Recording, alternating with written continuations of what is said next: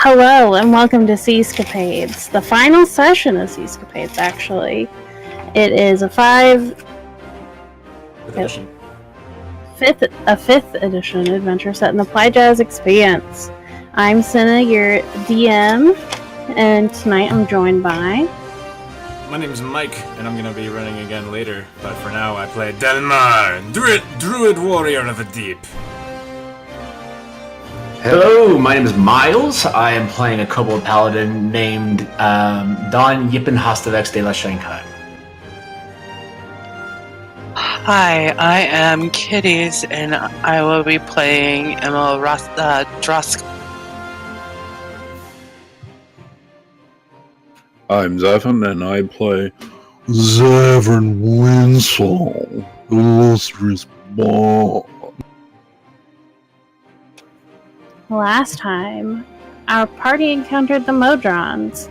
They stopped to take a quick breather, with Immel feeding Joe enough for his sphere to crack and disintegrate, a friendly black pudding popping out and jiggling happily. Joe made quick work of the gate, burning through it with his corrosive body. Inside the gate, the party encountered more Modrons, who told them it wasn't safe to go into the mine. The party made quick work of the two pentadrones and continued in the mine regardless. Inside, they found another quadrone who told them of purple monsters who wiped out everyone. Yip, being familiar with the Underdark and things that lurk underground, put two and two together and recognized the holes that decimated the entire mining complex as burrowing holes from purple worms.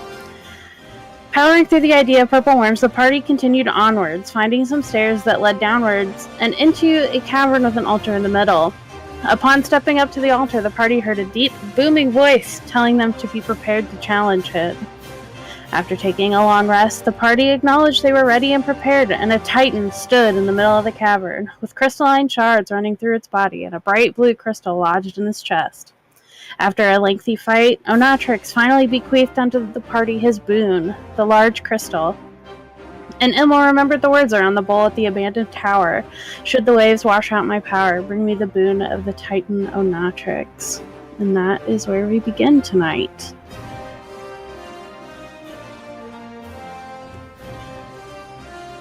So you guys are standing right around the altar. Have you gotten the crystal already? Somebody went over and picked it up, I think. How large is it? It's pretty big. Can I fasten it to my horse so it looks like he's about to crumble under the weight? I thought we had decided that Tater Trot was going to carry it. Yeah, I'll just kind of like tie it to the saddle and just like watch him slowly just clop, barely able to hold it. Perfect. This It will emits do. a faint light. Ooh, it is shiny. You So can't turn that thing into something bigger so it doesn't look like it's going to be crushed under the... I can give it better hair. That's about it. Oh, that might work. I don't know how I'm going to give it better hair than it already has if it still is Fabio style. So I'm going to give it like a punk rock mohawk.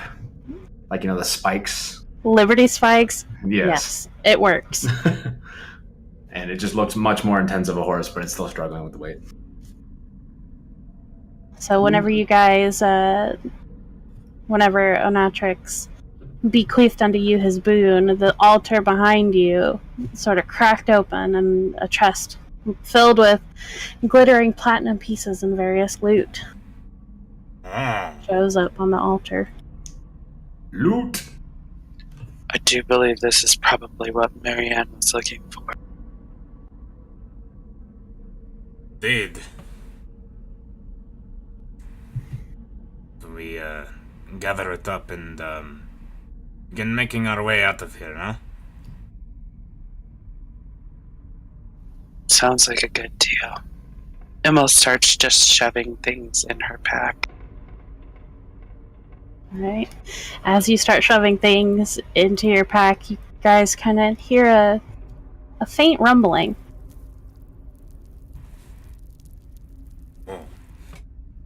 Can anybody hear which direction that's coming from? This cavern's too echoey for me. It feels purple. Should I I make don't like it. Make perception It checks. feels purple.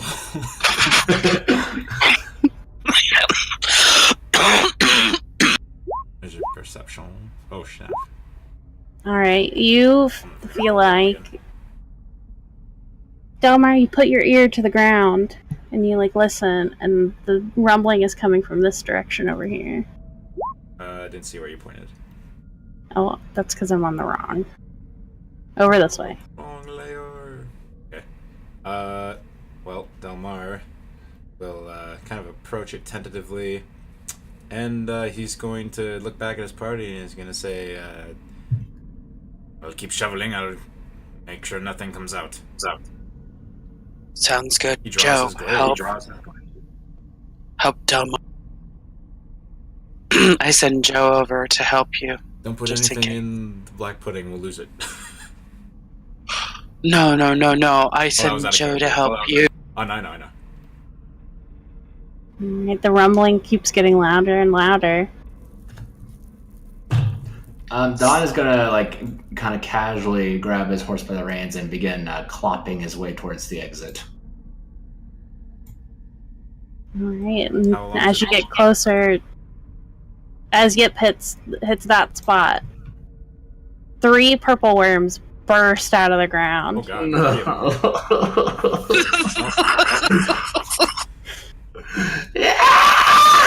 Oh, man. And they let out this like, really weird screeching sound, and they like writhe in the cavern for a minute before like one of them just whips its head towards where Tater Trot is clopping away. What? Take a few steps back.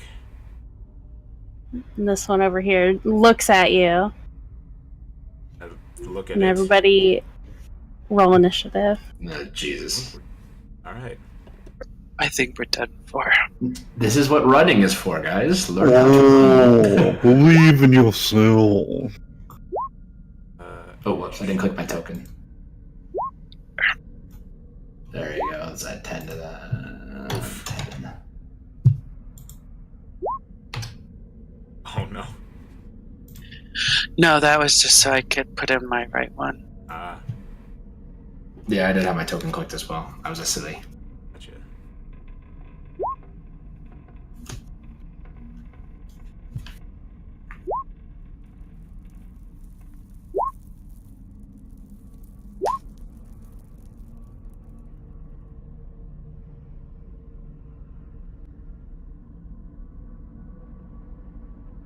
Okay. Battle music. Battle music, what do you need? Number 8.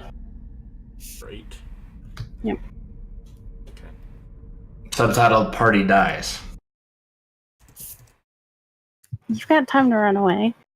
I'm running. What are you talking about? Yeah, of course I have. Yeah, there's 3 of them. Okay, Joe's first. Did you sort the initiative? 'Cause he's at Yeah. Oh, I had a 20 on there. I thought I was about to get beat by a pudding. He got close, actually.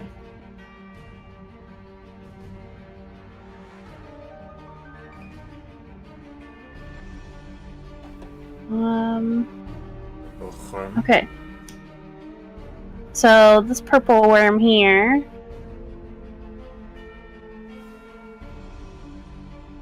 How far are we looking? Okay, so it's going to. It heard Delmar take a step back and is going to try and make its way over to him. Alright. I think that's about as far as he can get.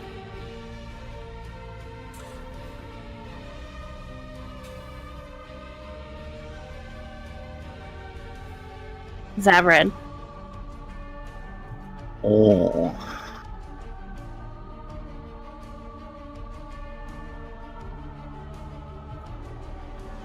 I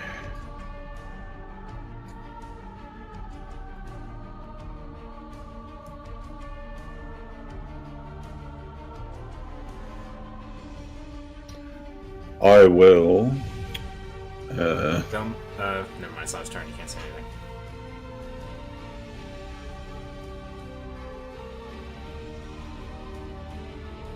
You can probably get something out whenever the worms burst through the ground. Well, I'll wait till my turn. Okay. I will cast Polymorph from the one closest to him. Oh my god. Okay. I will attempt to turn it into a squirrel. What saving throw is that? Wisdom. Wisdom saving throw. DC 17. Oh. Are you kidding me? Can you cutting words a save? Or is it just I attack don't think rolls? so. I'm not sure.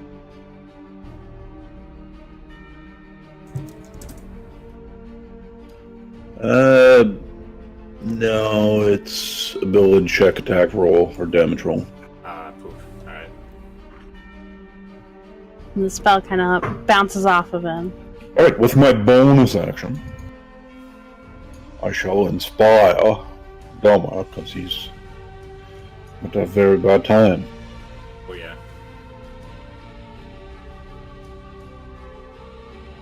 Okay. I will say, Delmar, the pain you're about to feel today is your strength for tomorrow. I have a panic button. Okay. So this purple worm here is kind of fixated on Tater Trot over there. And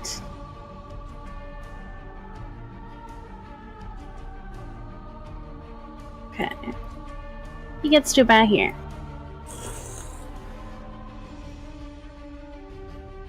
Yep. Okay, I'm a very small little dude and I don't like these things, so I'm gonna hop on my horsey and I am going to gallop triumphantly, dashing as far as I can, which gets me 100 feet.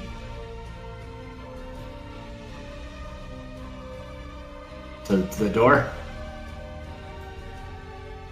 Sounds good to me. and you're just gonna hear screaming echoing further and further and further as I get tunnel. You just hear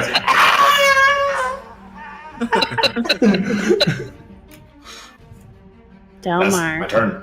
Alright. Delmar looks around, looks at, what'd you name the black pudding? Joe. Joe. Joe. Looks at Joe, kind of forlornly, then looks at Immo and, Zavrin, and he says, I believe we should follow our leader. I'm beat up! And he's going to cast Misty Step. And first he'll poof over here. And then he will say, get the treasure! Gonna start running. Actually, he's just gonna... Actually, no, he's not gonna dash. He's gonna get up to here. And then he's going to try to draw... Actually, no, he'll run to here. And then he'll try to draw their attention to him so that everyone has maybe better chance to get out. So he's going to cast a spell at... wait, how far away is that guy? Oh, he's far. Nothing I can do with that. Can't cast anything else. So I will cast Frostbite at this guy. This guy. Okay. So he just needs to make a con save, which he'll pass. But he can feel the chill. Oh, he passes. He wiggles and screeches and turns his head towards you. That's it. Okay. This purple worm. Joe doesn't really make like tremors when he steps, so I'm gonna say that the purple worms don't really know that he's there. But he heard Delmar yelling and is going to go this way. And I think Joe can make an opportunity attack. He didn't leave his threat range. But like if the purple worm brushes against him, isn't Joe like super corrosive? Oh, well, that's not an attack. It's just I mean, you can... It's your call if the purple worm touched him or not. But that ability triggers when something attacks him or, like, willingly touches Joe. Yeah, it touches or hits with a melee attack. Yeah, I'd say that the purple worm touches him. Kind of brushes up against him. Yeah. So then, what is that? Okay.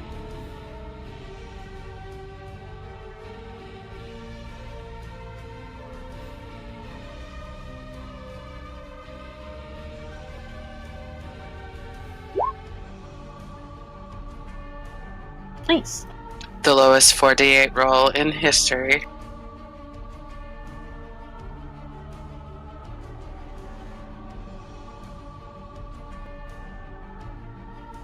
Okie dokie. Emil.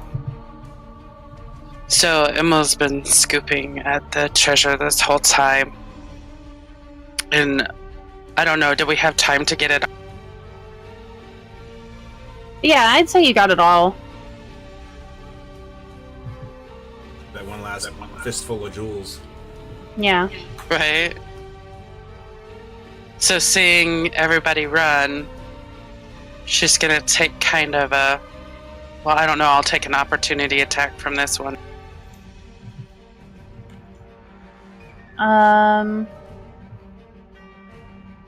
Yeah, you would. Don't forget, do you have any key points left? Let me see. Because you can do Step of the Wind.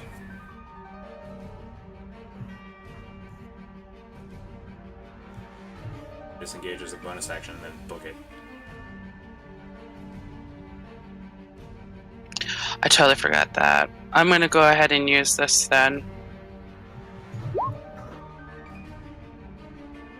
Okie dokie. And is going to take a run as fast as she can.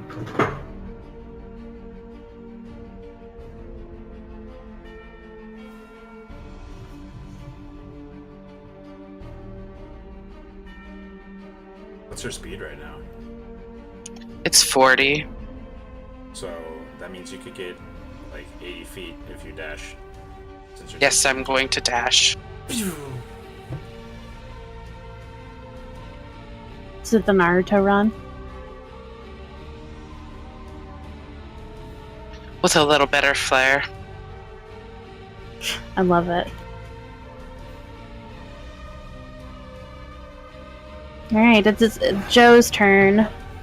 As she's running away, she says, "Joe, I love you, kill them."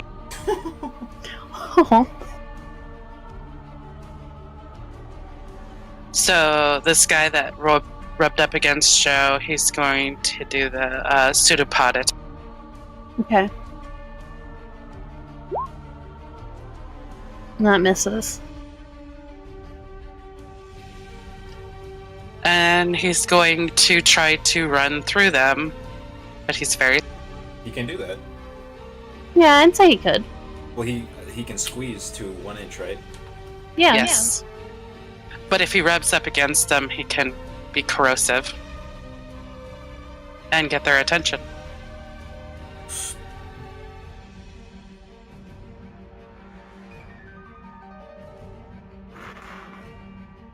I'm gonna say you get both of them. Hey, out of curiosity, how long has it been since the fight with Titan? And like 10 or 15 minutes. Yeah, that is still a T-Rex. Oh shit. Oh, I totally forgot about the T-Rex. should have put a little marker down. Is he still a sloppy, oozy T-Rex? He's still a sloppy, oozy T-Rex. Wait, how is he a T-Rex? Polymorph. Wait. Yeah, but it's all equal to your level. If you cast Polymorph on the other guy, then... Oh yeah, it would have canceled the concentration. Yeah, but even then, I thought Polymorph could only change it to the same level.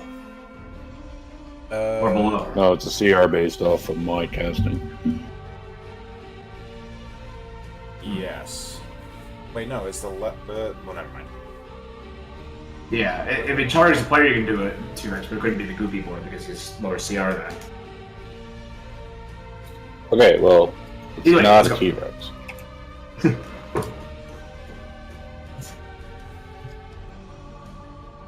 Okay, so Joe is done. Does he get... he doesn't get to damage just by passing by, though, with the corrosive. Sure he does. Okay, so 248 come. Damn, Joe does work. Slurp. Yeah. Nice. Hell yeah. This one over here kind of like... And then he kind of makes like a Sprinters. wall in front of them, stretching out as far as he can. Perfect. So this worm, super angry, and starts charging this way, hitting Joe, so you need to roll another 48.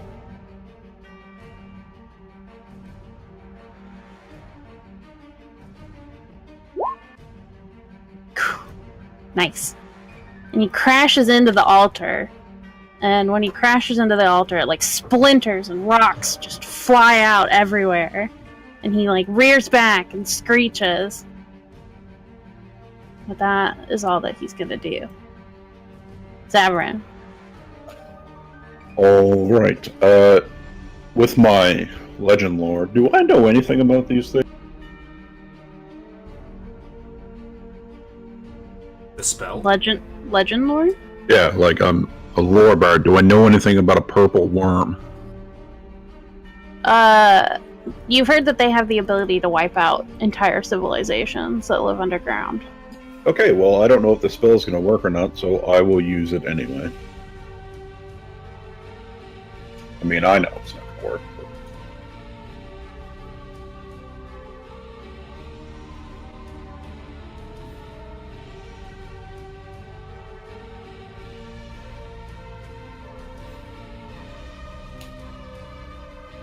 Sorry, Joe. Oh, it's not quite that big.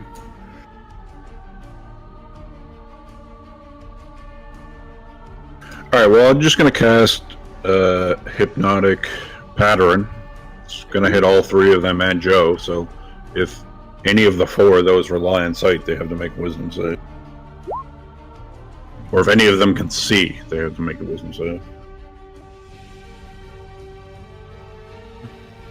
I don't think any of them have sight. Yeah, purple worms have blind sight.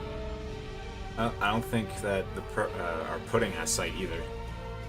No, I don't think so. He has blind sight. Hence why I asked if I know anything about these creatures. Alright, I guess I'll start running.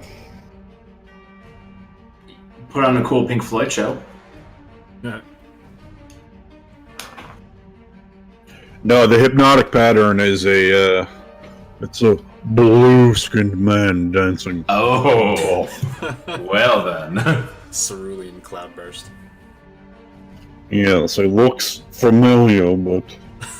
Oh. Why didn't I think of that? Alright, that's it for me. Okay. So the last thing that this guy heard was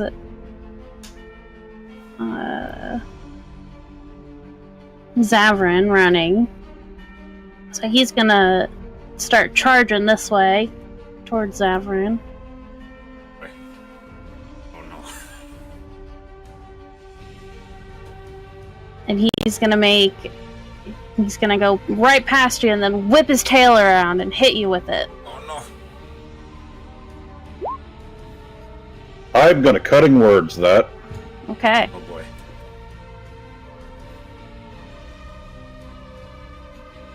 Oh, buy me a drink fast. Alright, it misses. Alright, so his tail just like careens off course and whips around your head over top of you.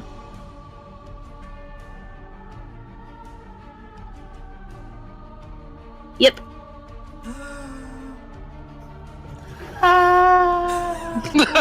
Looking it. Bam! Delmar. Not a chance in all the 9 hells I'm staying here. Alright, so you, I am going, oh darn, I wish I could, dang.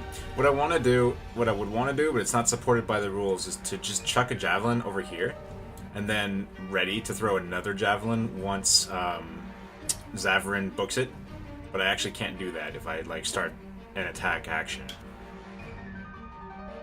So, fuck, what do I do? I would say that you could probably throw something as like a bonus action and then ready a regular action to throw something else. Because I mean, throwing something's not really that hard, right? You want to consider it an object interaction. All right, cool. Yeah. So yes, I will toss a. So I kind of look at Zavarin, and I toss a javelin over here. It just clatters to the ground. That javelin is not going to get collected back. And then I look at Zavarin and I say, "Go!" And then I'm going to have another javelin in my hand ready to throw in that direction again to distract the purple worm once Zavarin starts booking it out of there. Okay. And turn over. So this purple worm heard the javelin and it like dive bombs the location where the javelin was and starts burrowing into the ground. Emma. She is going to continue to run. Alright. Joe's turn. Roll another 48 for me. What's the intelligence of a purple worm? 1. Maybe he eats Joe and then just gets dissolved inside out. Ooh. Acid reflux. Oh. Aha! This guy he's like, there are parts of his like spikes and his armors that are like sloughing off of his body from being corroded away by Joe. And it is Joe's turn. Joe's gonna attack this guy right in front of him. Alright. Chudo pod. Good lord. That's a miss. Just like a wet slap.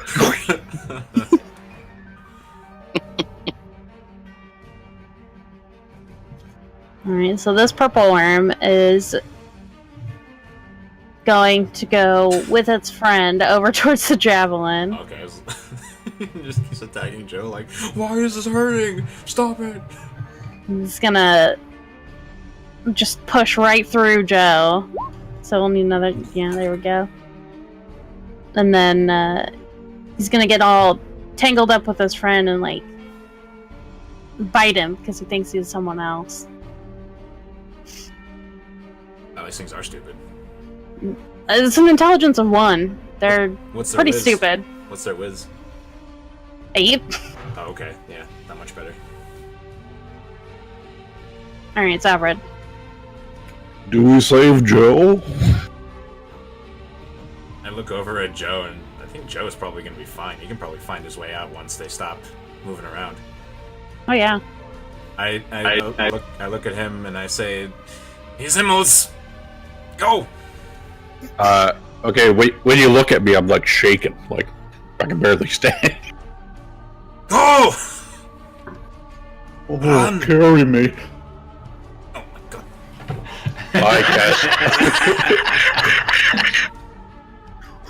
I cast haste on Delmar. Well, okay, It's not my turn! Okay. Yeah, but I haven't moved. Okay. I sure haven't, so I can't take my reaction.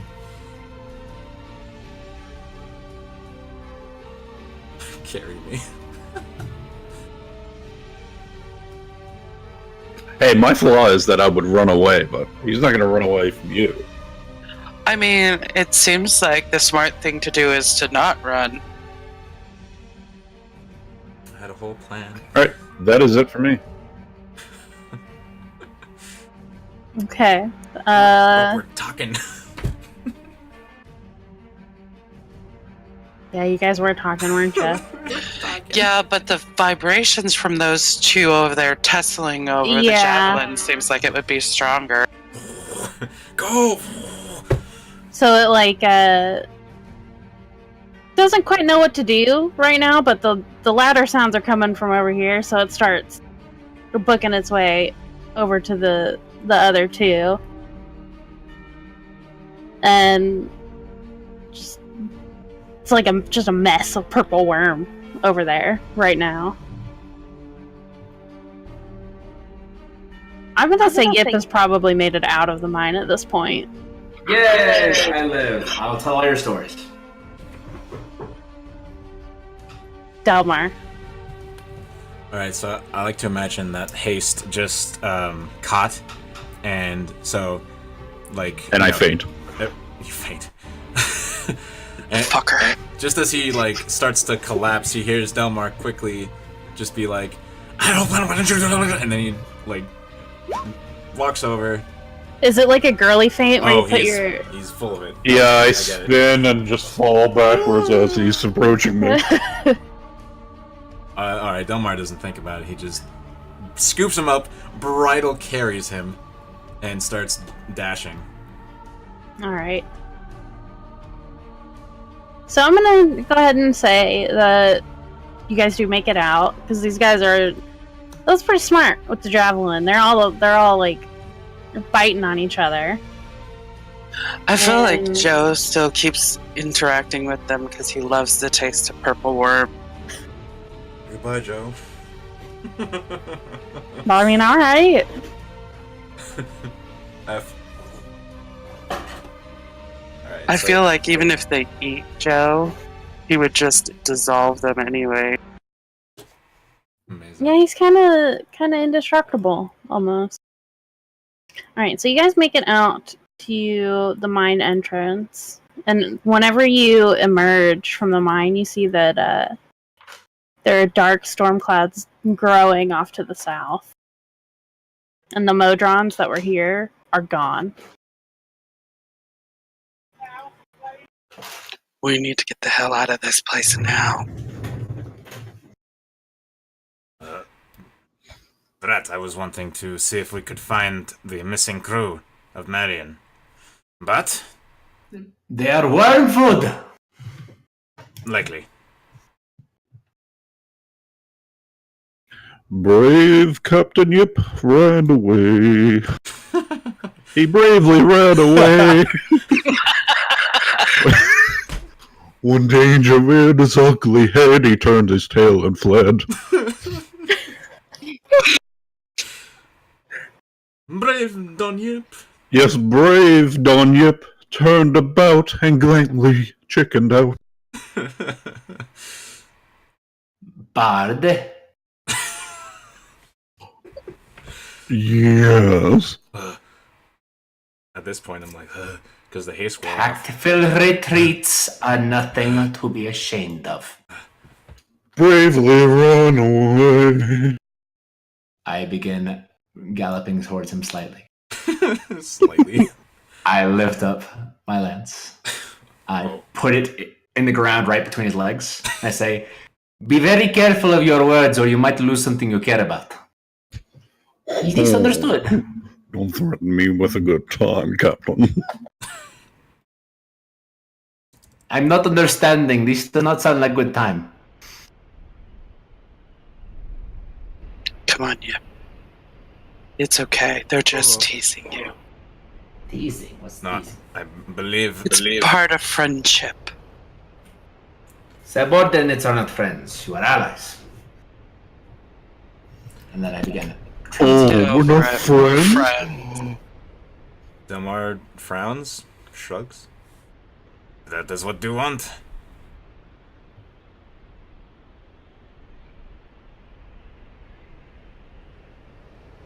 By the way, Doma, this is a little off topic, but what is your workout routine? Because your muscles are fine. Swimming. Lots and lots of swimming. Oh. Oui. Do you swim with your armor on, or do you find that it impacts your ability to swim? If I can bear to swim without my armor, it's a lot more comfortable. Oh.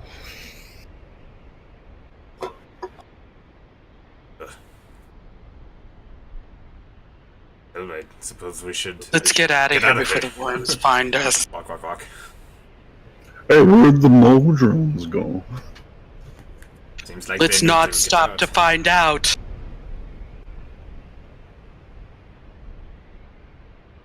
Zevran, I hope you write that song about... Joe. Oh, of course. The brave sacrifice. I think it was more tactical. It was He more like didn't lunch. bravely run away, that's for sure. And as you guys are walking, you see storm clouds they keep getting darker and bigger, and they're coming. Are they roiling? They're spreading from a spot on the southern half of the island. Where did we get onto the island? From the north, east side, right? Okay, so I made this. This is where you guys are right now. Okay. And the ship is over this way. So we are going that way. Retrace our steps. And the storm cloud is... The storms are coming in from this direction over here.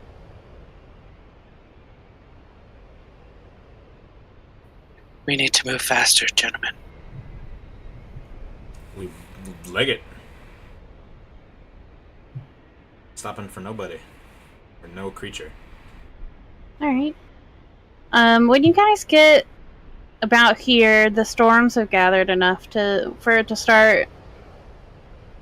Like, it starts gently raining, and then it gets harder, and there's a pretty decent downpour as you guys are walking.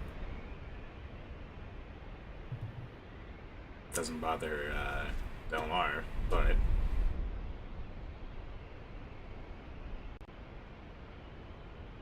Name, you say? It doesn't bother Emil.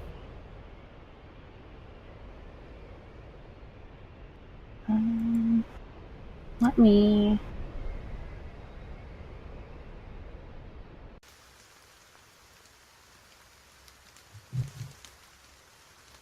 I don't really have a party icon. So you guys get quite a distance until it starts growing darker. You're probably in this little valley here.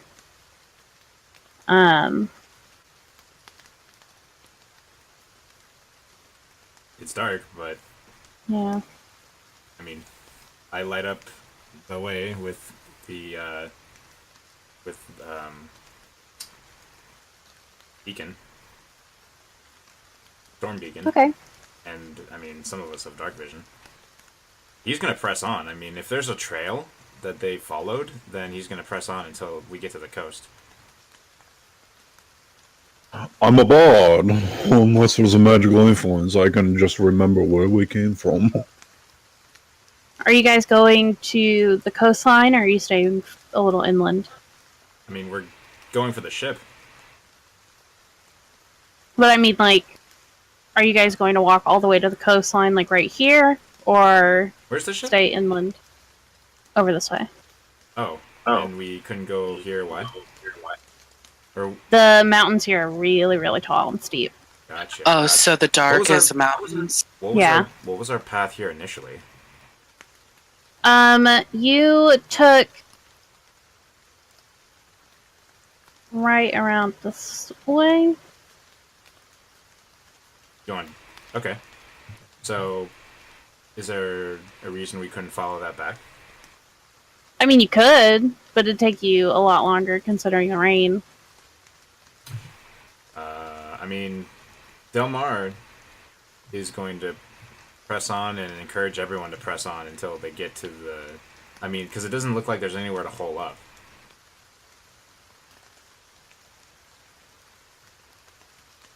He knows much about weather. We should trust him. I mean... And you know, just because those worms are just in the caves right now doesn't mean they couldn't be filling our footsteps and following. Well, I like to believe that the rain hitting the ground probably has us covered a little bit. Perhaps rushing would be a bad idea. Quite right.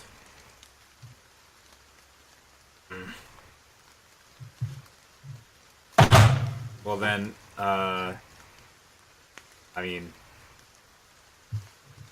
So our rationale for not legging it even though it's raining and dark is maybe the purple worms can track where we are. So I guess if that's the case, Stelmar will start seeing if there's any shelter that they can take. There is a couple of cliff overhangs where that stay pretty dry. Okay. Well, would have been here for a few nights. Hopefully, Marion doesn't think we've abandoned her, or we did. But either way, Well, perhaps we should send her a signal.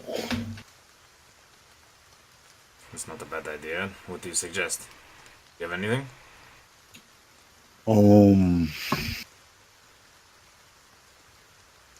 I'm tapped.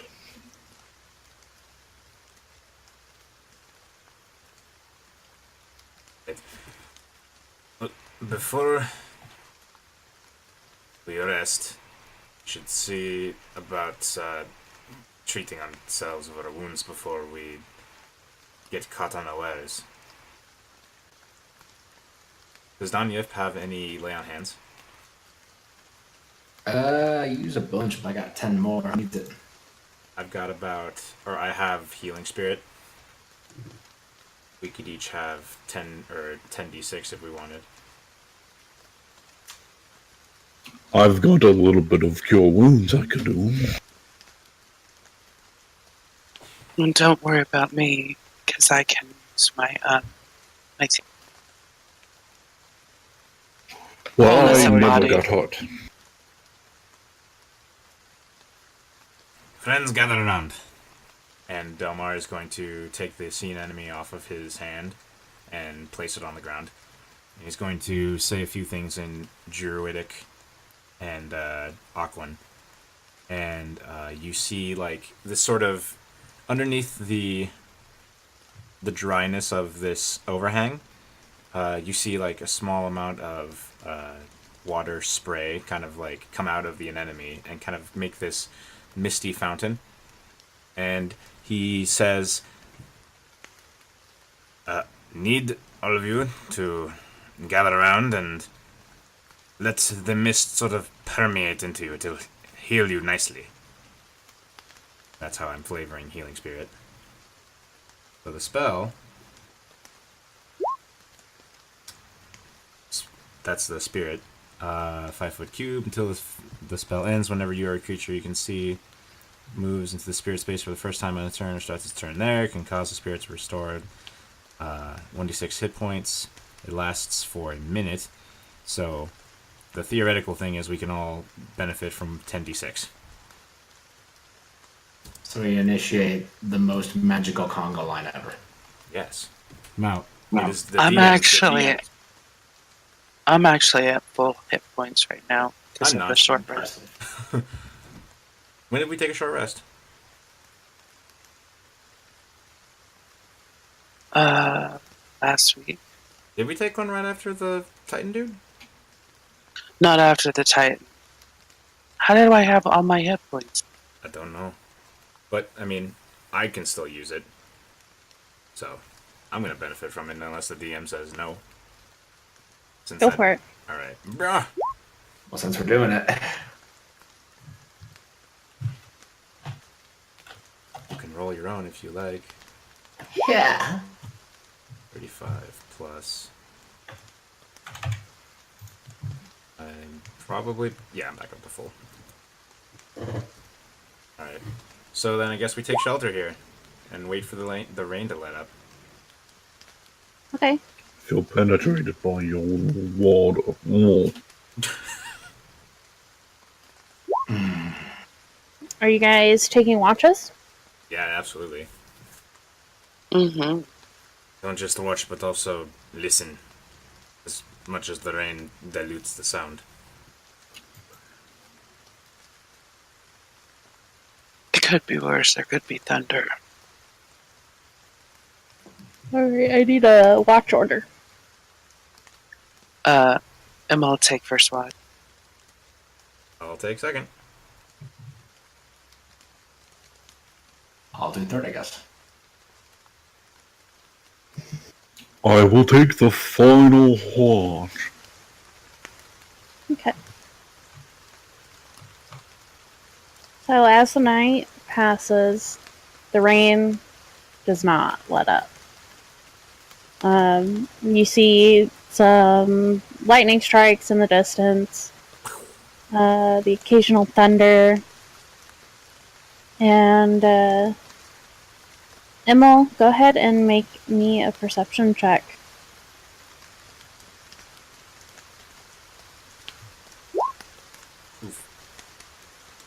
What is your passive perception? 17. Okay. You don't...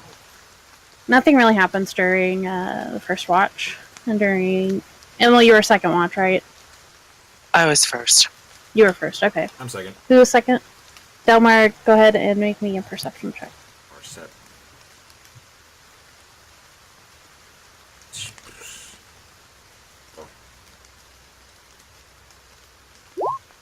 Not much better.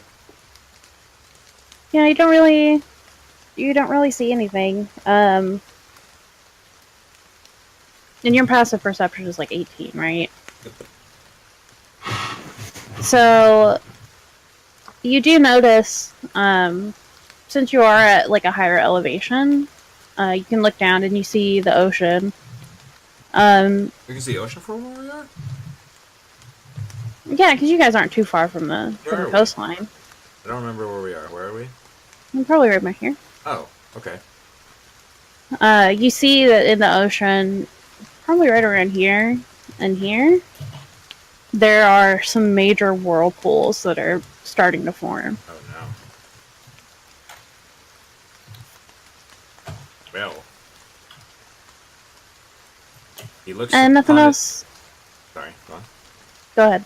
I was just gonna say, he looks upon those whirlpools with concern. And they persist throughout your watch. Yep, had third watch. I did. Go ahead and make me a perception check. Can do. Alright, yep. Despite the fact that you don't have dark vision, do you? I do. I have. Oh, you do have dark vision. Okay. No, I know. So looking out onto the ocean, you see, even in the darkness, some spines coming out of the water and moving slowly. Oh, shit. And it arches and then disappears underneath the water. And then a couple of hours later, you see the spines again. And it looks like whatever has those spines is circling. I'm gonna take a good shot of the Pepto-Bismol. I have an ulcer. It makes you feel I have better. a stress ulcer. Stress ulcer. Oh, what a beautiful sleep.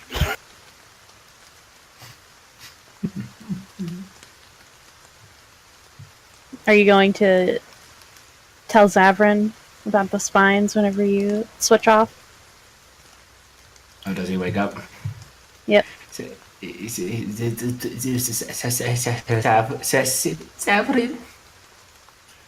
Yes, Captain Yip. Commander Yip.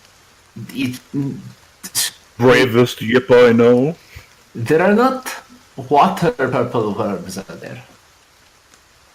Oh, I don't believe so. Roll history check. Let me think. Let me ponder.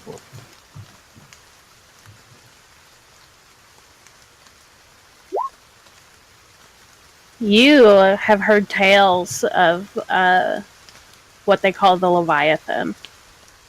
Yep, you have nothing to worry about. There's no such thing as water, purple ones, but there is a legend of sorts of a creature called a Leviathan.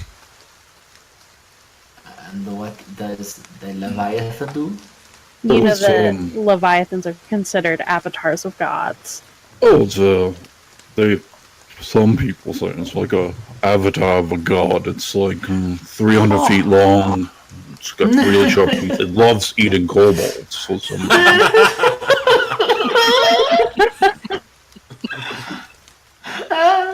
the bigger the kobold, the more it goes for it.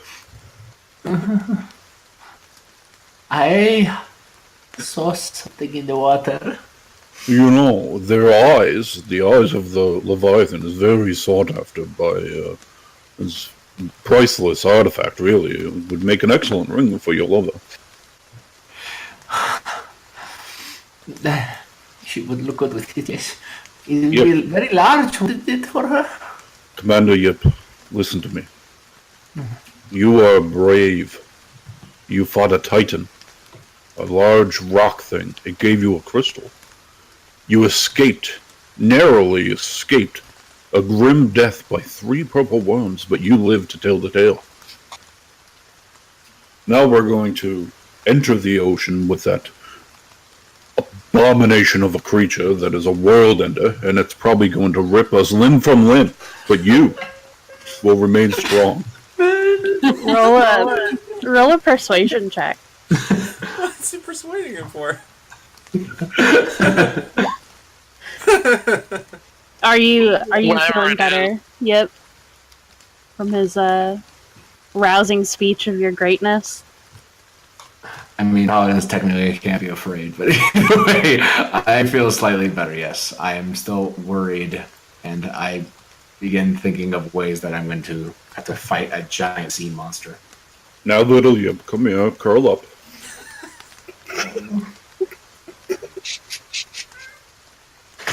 I will keep the purple worms away from you. Okay. Hi, kitty. Good timing. I'm gonna go, make a little Yip nugget ball in my armor and try to get some last sleep as I have horrible night terrors and get shaking around. Making little cat noises. Yes. There, I get it. I take out my book and I write in it, Kobold's purr.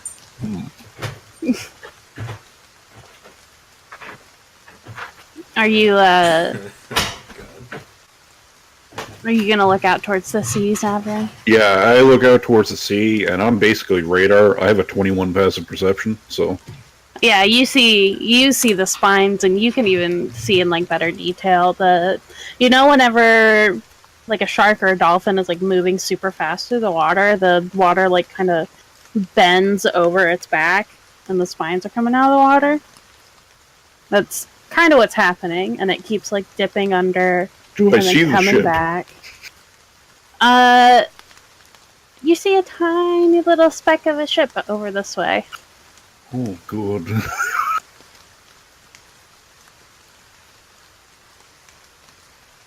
Well, let's just hope there's not 2 of them.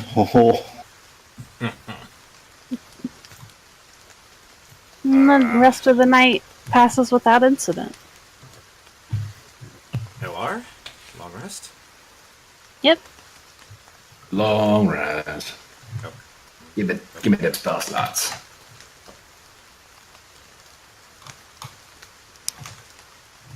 I didn't use all my first level, but that's okay.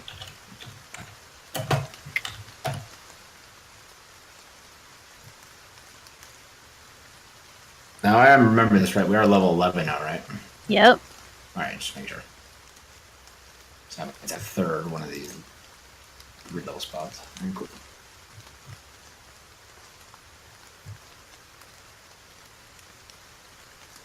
Say, Delmar, Oui. do you speak the Phaeton? Thinks for a moment. Cannot say that I do, no. Oh, do you speak Elven? No. Okay, come here. I need to whisper something to you. He leans over. Oui? Alright, I don't want to concern you. I assume your people know something of this creature. But that thing with the spines is probably a Leviathan. Thing with the spines?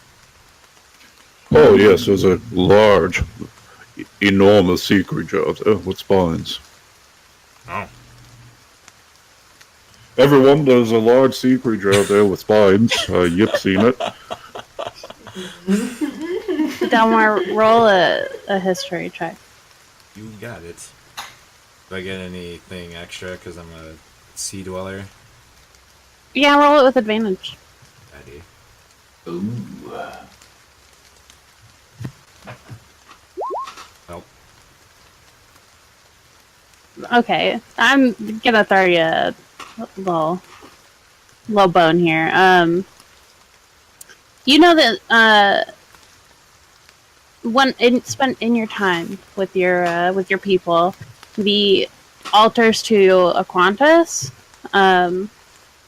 do have depictions of the Leviathan, like carved into the walls, and you know that the Leviathan is not quite the avatar of Aquantis, but like the mouthpiece for him, and like the patron of the world for Aquantis. cool. My people have a lore, or have lore about this creature. It is not an avatar per se, but it is sort of a mouthpiece, sort of a patron. I'm not sure if that's the right phrase for it, but if it's here to decimate, it would have done so already. It may be here to speak. I nudged Delmar and I said, yes, and its favorite meal is cobalt, yes? This is not true, right? He lies. The bard lies. He always lies. There are depictions in the murals of the Leviathan tossing up a creature with a dragon-like head and a humanoid body. But not entirely sure if it's kobold. It could be a dragonborn. No, not very true to Dragonborn are life. stupid. It could be dragonborn. Of course he's dragonborn. He's probably dragonborn. It's too bad you don't have any friends here, Emma. Whoa! I mean, yeah. It's a real shame. If you had friends, they might be able to help you. Say, Yip, is that a purple worm over there? I begin running off into the bush and hiding. There are no bushes. Oh, okay. There I are run clumps off of into the rocks, though. cracks. Yes, I find a little rock and I bury myself as much next to it as possible. Just hear metal clattering behind it.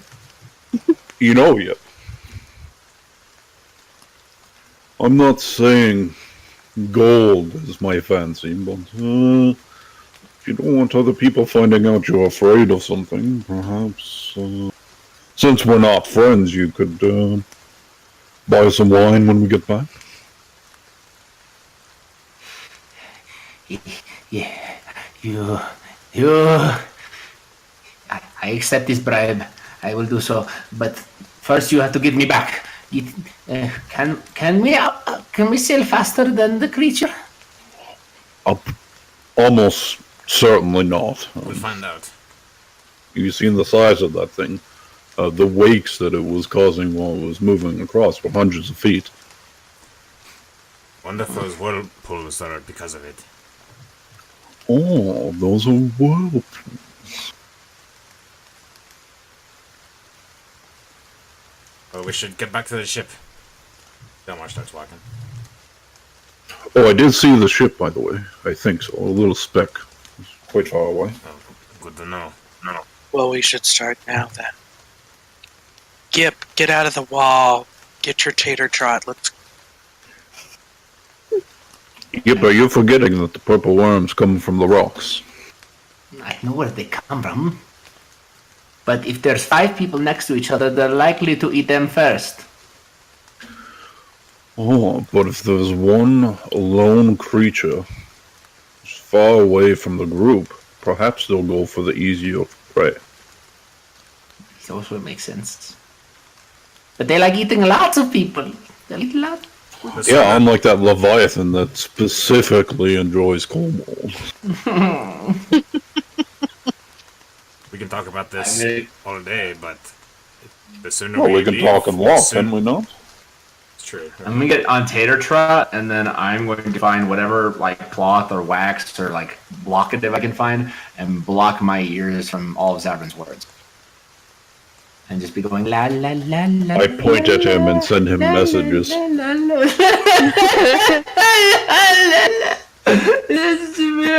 Stop! I'm getting a Cusco vibe for some reason.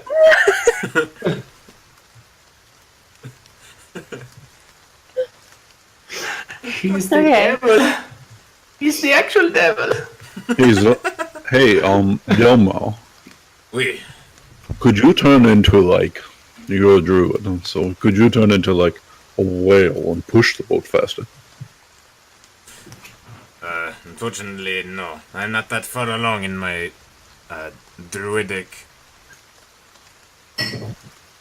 passage. I see. You haven't released the beast yet. Oh, I get it. I can turn into a creature that can swim, but nothing significant enough to push the boat.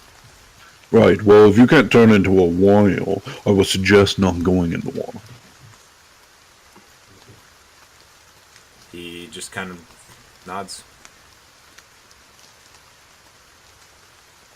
Alright. It takes you guys a couple of hours, 2 or 3 hours, to get back to the ship. And one of the crew members hails you and lays down a gangplank. We have returned. Alright.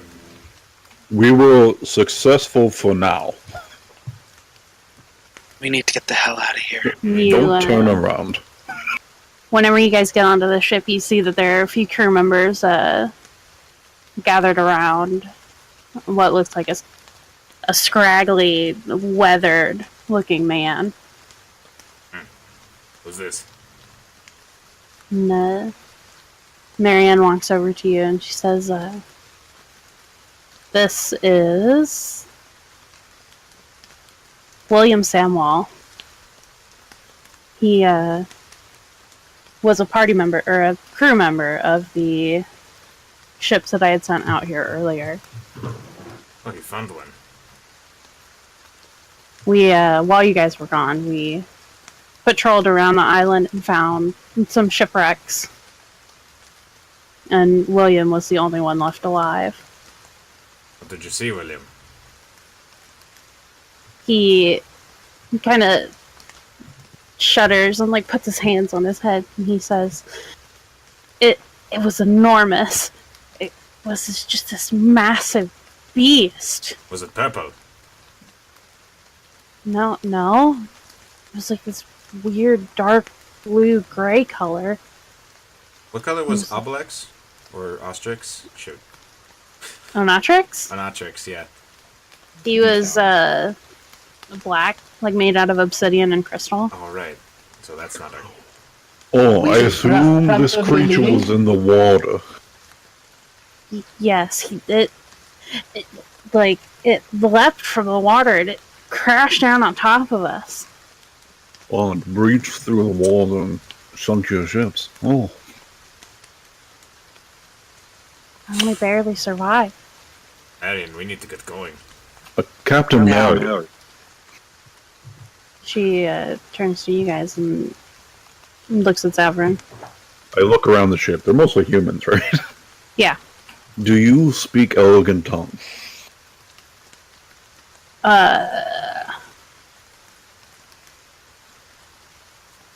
I have a word over here? She nods and walks with you. When he begins walking away, I want to use my divine sense to see if he's actually a fiend.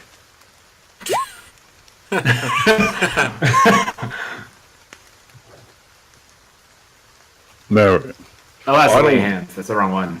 I Where's don't divine want sense? There it is. to. I want to scare you or you're cruel, but I've seen the creature that this man babbles and talks about. She nods and she says, I've heard of it. Oh yes, well, not to make light of a potentially deadly situation, but it's a Leviathan. I've convinced Yip that the Leviathan's favorite meal is cobalt. Could you play along? Oh my god. She kind of looks at you weirdly and she says, this is no time for jokes.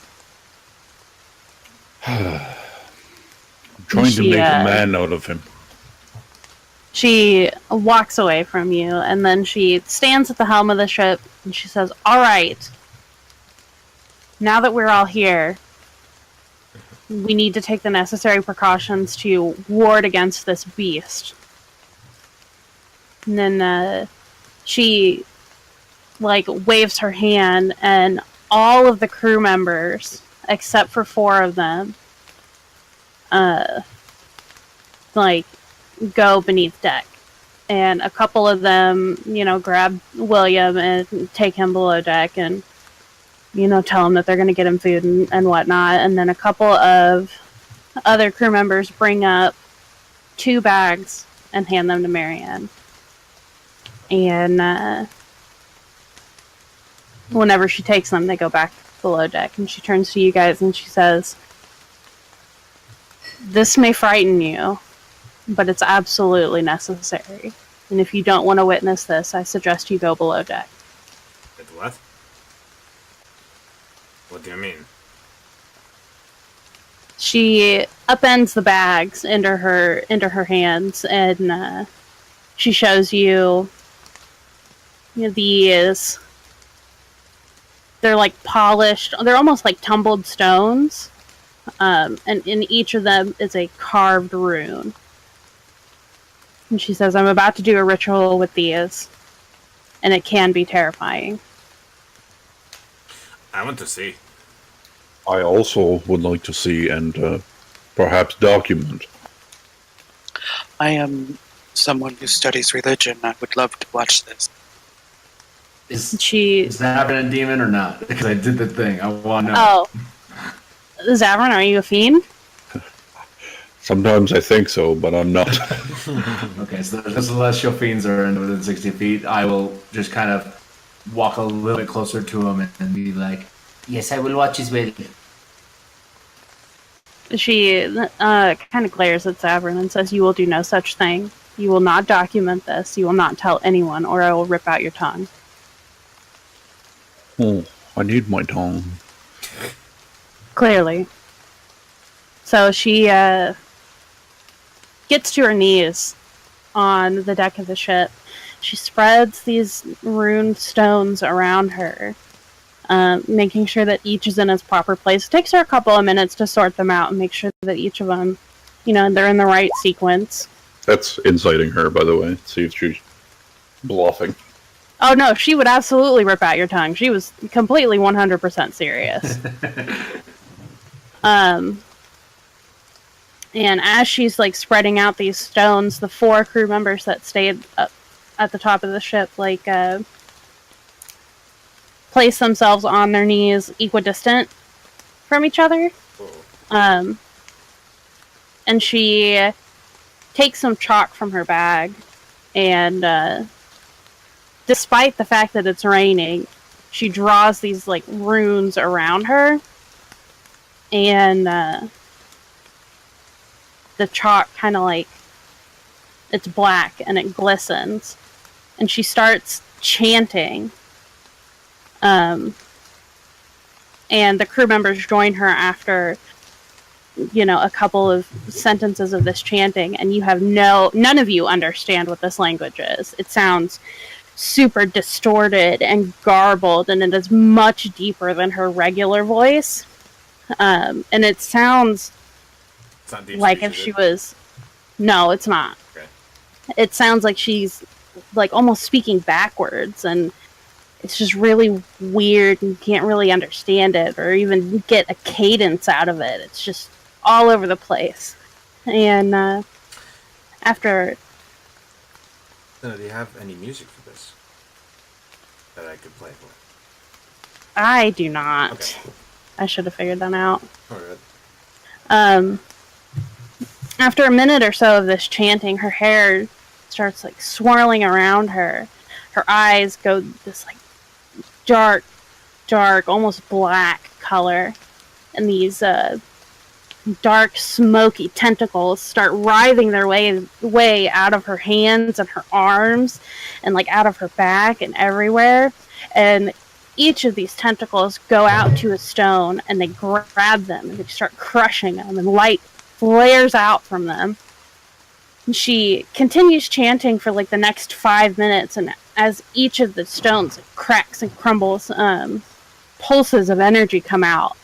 And then when the final stone cracks, this flash of like dark light and energy explodes out of her, and you can see the ship like pulse.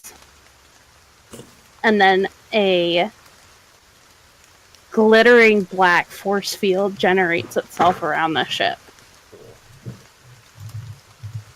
And she finishes chanting, and like gets up onto her feet, and like brushes off her pants and says, "Well, that takes care of that." Spectacular. That is Thank the you. button. I will say in Sylvan, I'm strangely aroused. She returns to you in Sylvan and says, "Don't." Oh. That is just the bubble. See the tension. This will not stop a world ender.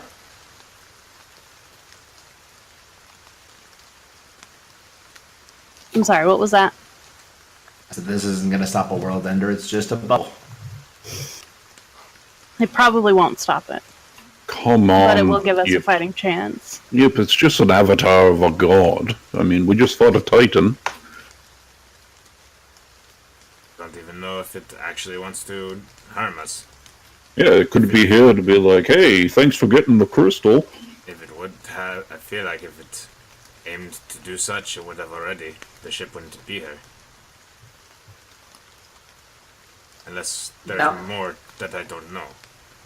I look Well, over we do that have and I Yip, kind so of there's a grab good little chance bit of it's his waiting for robe. him. Yeah, I grab a little bit of Zarin's robe and I kind of look up and I say, "Can it smell me if I'm below deck? My bed there? Yes. Is there like a pickle bucket or something that smells?" Yep, here's what you need to do. Head below deck and find the chum buckets.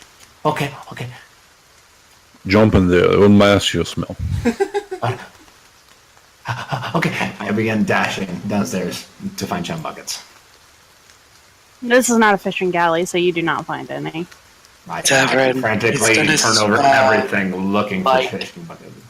How long do you think he realizes that I just told him to basically tenderize himself? He's not gonna know. He doesn't have that kind of wisdom. And now he's going to smell like a dead fish on top of a wet dog. Yeah, but this isn't a fishing vessel. There shouldn't be any chum buckets. What if he finds the scraps from breakfast? Well, it could be worse. I guess he could find like a latrine of sorts, but I imagine they just throw that overboard. What's the smelliest thing I find? You don't really find anything super smelly. there is some like aged cheese in the kitchen. Okay, I rub myself with the cheese. You rub your what? I rub myself with the aged cheese. I kind of like grate it off my little scales. Smell like toes. Ugh. Some of it gets like stuck behind your scales, and it smells pretty bad. Oh god, gross. Much better. All right. You return to the Then deck. I go to my little cabin and then I close the door. Okay. And I put the giant lance against the wall and the door to make sure that it like sticks closed. So is Marianne gonna ask us about this huge crystal riding on the back of the tater trot? Captain Marion, we should probably return to your cabin and go over the loot. She nods and motions for you guys to follow her. Do we get underway? Does the ship start sailing? No, not yet. Oh dang, okay. Marianne will not leave until she feels like they have the best fighting chance. Okay. Alright, she, whenever you all are in her cabin, she turns to you and she sits at her desk and she says, "What do you have for me?"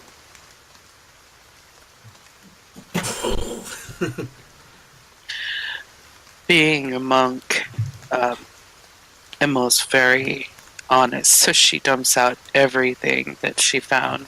She had packed in her sack. She, whenever you start dumping it out, the like coins like overflow her desk, and she like jumps back and stands up. She's like, "Holy shit!" And she's like, "How did you guys find this?" Killed the Titan. We killed the Titan Onatrix. We can't be... We didn't actually finish the job. It sort of seemed like it was impressed with us, and then dug out its own heart and gave it to us.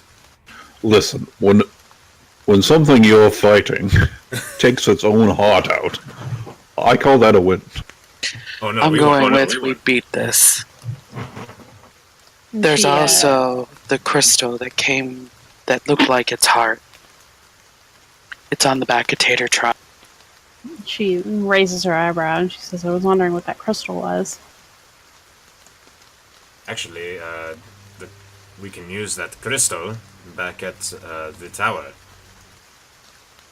We do believe this is what the bowl in the center of the room we described to you was looking for. Anyone else find it strange that we're getting a giant crystal for a bowl? She strokes her chin for a second, and she says, "You guys should probably keep that crystal. But how about she takes each of the magic items and she hold on, let me look at something.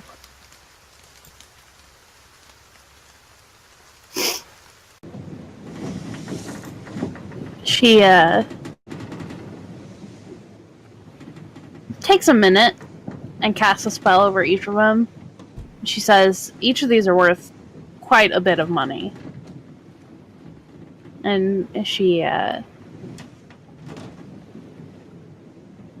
says, "How would you like to divide this up? This is quite a bit more than my usual take." When's the last time you fought a Titan? That is true.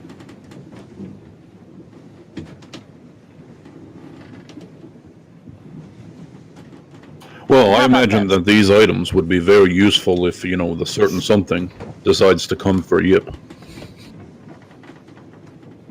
Is Yip even with us?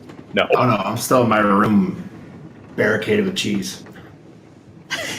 That is quite the cruel joke you have going on, Zavarin. Well, you all missed it, but I did attempt to inspire him.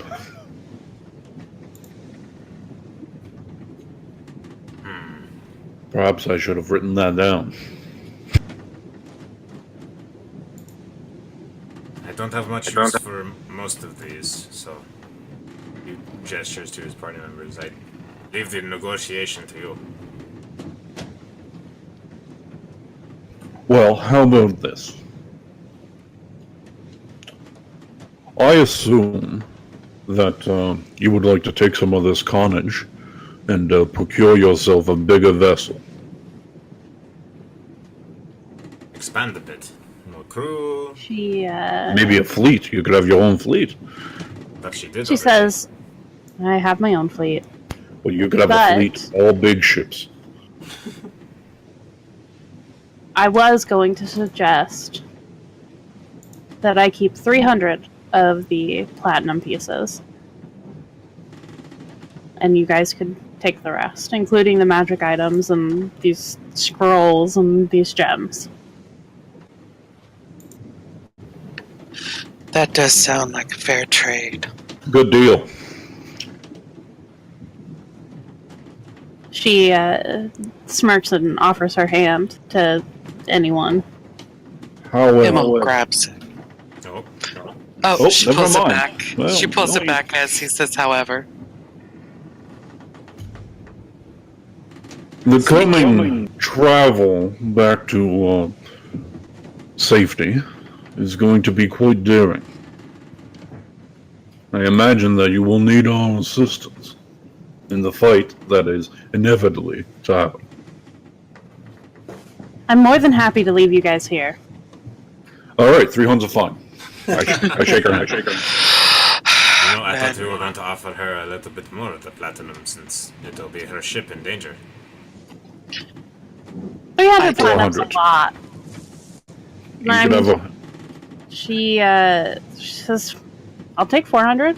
yeah, if we get out of this without any of us dying, preferably me and my friends, all of who are here right now, that would be great. And I will promise on this day to you to never speak a word of what I just witnessed. She contemplates for a second. She says, "All right," and offers her hand to Zavrin. All right, I extend my right hand and shake her hand with my left hand behind my back. Oh no. Okay. Go ahead and roll a deception check.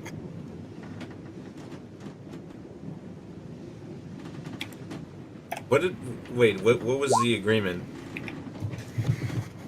300 plus another extra 100 if you guys make it all there safely.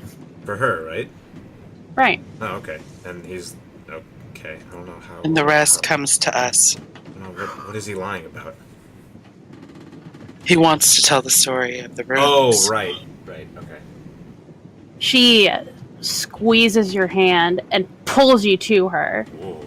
And you stumble and hit the desk, and she grabs your chin and is real close to you and says, "You will never speak a word of what you saw today."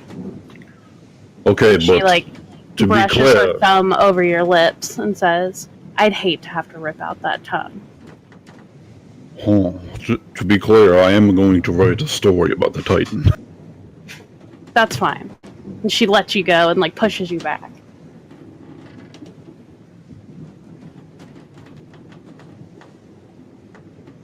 And she says, "All right.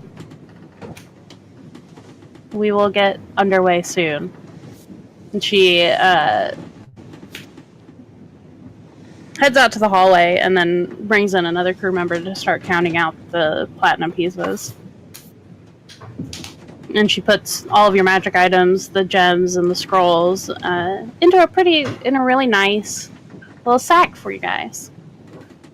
Cool. Well, Like Oh, bag holding sack or like just a big Santa sack? Just a regular, a big old Santa sack. All right. I think It's after made out of this very sea- nice material.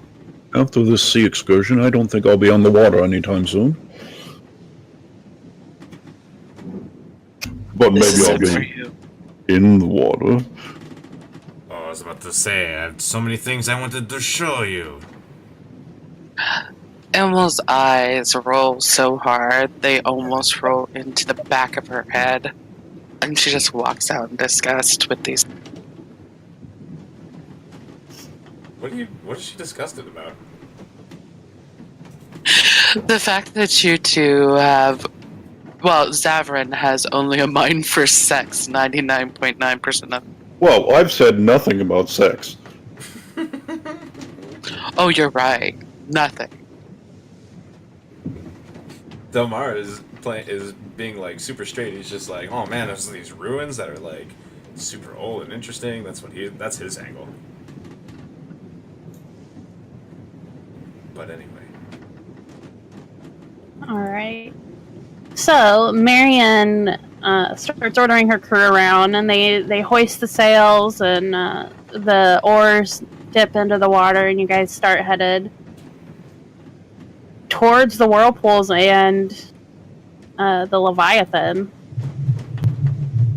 And she halts right around here, and everyone that's above deck, go ahead and make me perception checks. Perception check. Wait.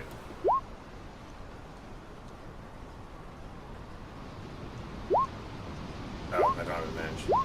Nothing. Okay. So, Zamarin and Emil can see the Leviathan over here, and it like the spines on its back breaches. There's whirlpools swirling around it. You can see lightning. The storms have gotten a lot rougher. There's lightning. The sea is super rough and a lot higher than it originally was. Some of these islands over here are underwater now. And Marianne says, this may be the best chance that we have to go right now. Don't let me stop you. And Emma puts on her cloak and puts the hood up. Okay. She barks some more orders. Some of the crew members run back down to where all of the other crew members are with the oars, and the ship starts moving at a pretty incredible speed, faster than whenever you guys were sailing to the island. And you guys probably get about an hour out. But whenever you're about here, you can see the Leviathan start to turn. And gusts of wind start buffeting you from the direction that it's in. And it is coming right at you guys. Wait, does that mean we have a tailwind?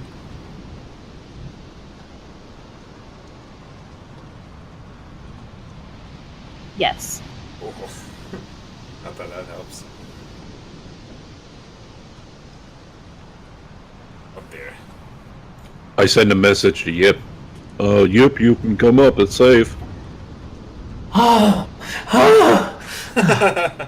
Jesus Christ. There is that permeates from the staircase as I begin moving up with a plopping noise. As you can see, these kind of crusted over cheese hunks on my scales. Oh my god.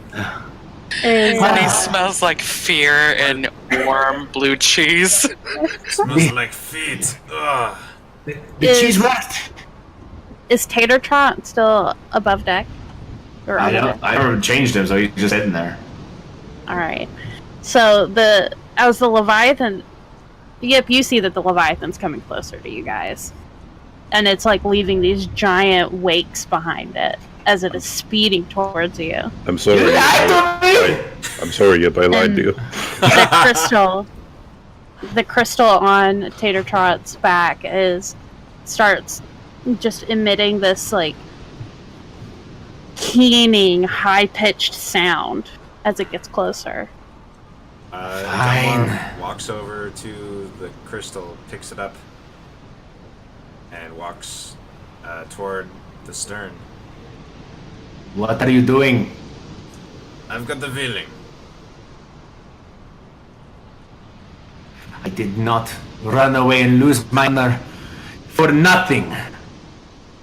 By the way, you stink. I cast prestidigitation on you. You just clean them up completely. Perfect. So good. So, Delmar, are you're at the stern of the ship? The stern is the back, right? Or is that the bow? One of those. I'm at the back of the Bow's the front, stern's back. Okay. Yeah, bow's front. And what are you doing with the crystal? Well, it's reacting to the Leviathan, and with what he knows about how they're a mouthpiece for Aquantis, and like he still thinks that if the Leviathan wanted to trash them, the Leviathan would have done it already. So he's just going to stand there and just watch as this thing approaches with the crystal in his arms. Okay, as the Leviathan gets closer, you get this strong feeling from the crystal of fear. Oh. And it like washes over you, and the crystal, like the high-pitched keening gets louder. So it's a bad idea. He starts trotting away from the bow and I guess puts the crystal back on the little whatever holder we have for it on tater trot. How far is it? It's you guys maybe have another 10 seconds or so before it's on you. Right, And Marianne is shouting at her crew members to Brace ready for the impact. defensive. This is a little lame of me, but can I say that I cast both of those water walking and water breathing rituals on those? Oh yeah, you had more than enough time. Okay. Just Though as I see it will kinda- say that you probably didn't have time to cast it. What is it, a 10-minute cast? Both of them, yeah. You did not have enough time to cast it on Yip. Well, Don't worry, I got this. oh man. I do not trust you. I take off my cloak and throw it at Yip and tell him, put it on. It won't work on him. You if just it's have not time true. to attune. Doggy! You would know that too. We're back. Oh, I draw my glaive and get ready to die. As soon as I see it approaching, I'm just gonna channel Divinity as soon as I see its teeth or its face, and I'm ready to stab it. I'm gonna draw my loot. Okie dokie. Go ahead and play the best of epic music mix that I sent you on the 15th, Mike. On it. Immo grabs the mast and just holds on. Oh, okay. I won't touch that one.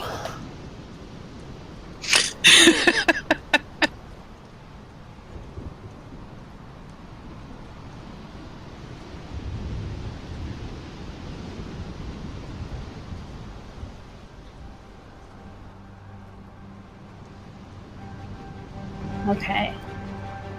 So, as the Leviathan gets closer, it sort of dips under the water, and you can see its massive form, many times bigger than the ship that you're on, like like swim really fast underneath you, and then it breaches in just a torrent of water, and these whirlpools start to form around the ship, and there's lightning, and there's thunder, and the clouds are swirling above your head, and this Leviathan, who's enormous, lets out this just roar.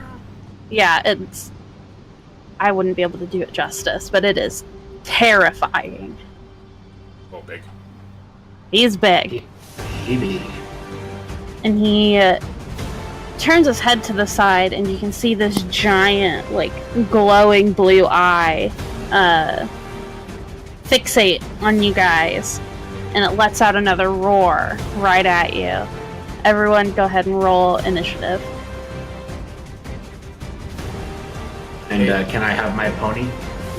Yes, you can. Just that little one. What's the that eye that he's looking at us with? Is it the same eye, or rather, does it have the same appearance as the crystal? No. Okay.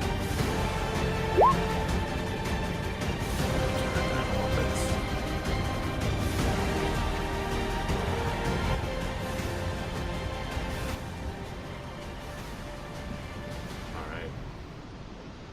Okay, there's your pony.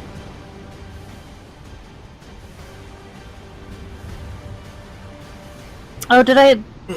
Alright, hold on. I didn't clear it out from the last time. Because I'm bad.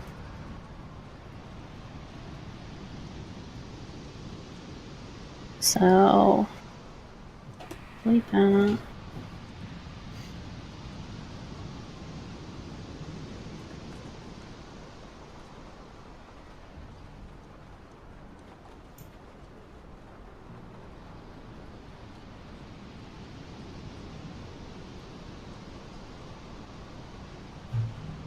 Okay, do I have everyone? I do. Okay.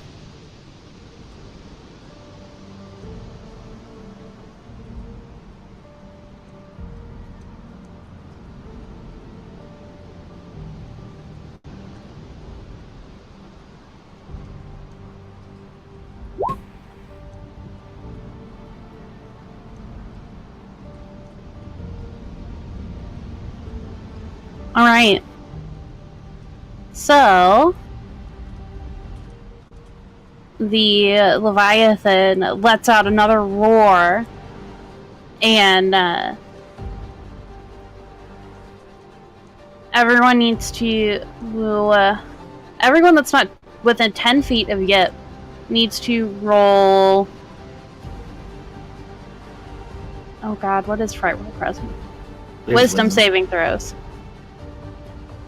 So I think it's just ammo. Wait, yeah. Wait, is it can't be That- threatened in Aura of Protection? Yeah, it's the not Aura of Protection, it's the Aura of Courage, which I get at level like 8 or something. I don't know what. Yeah, Got it. Alright, so Wisdom saving throw from Emil.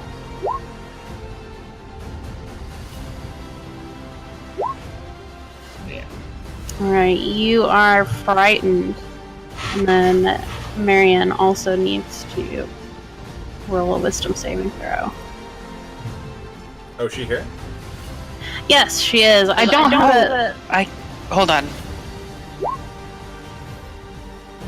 That's your action, though. So I'll be Yeah, you using do that. an action on your turn. Okay. Solid. Let me get a token for her real quick.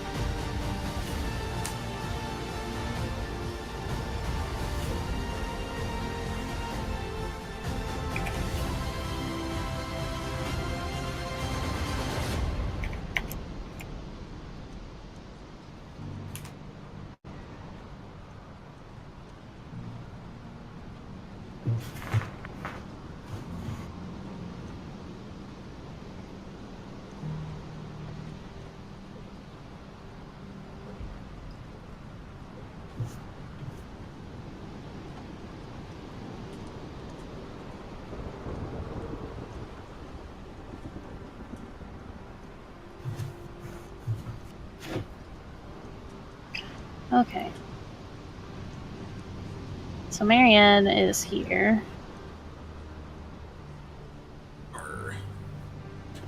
Yarr!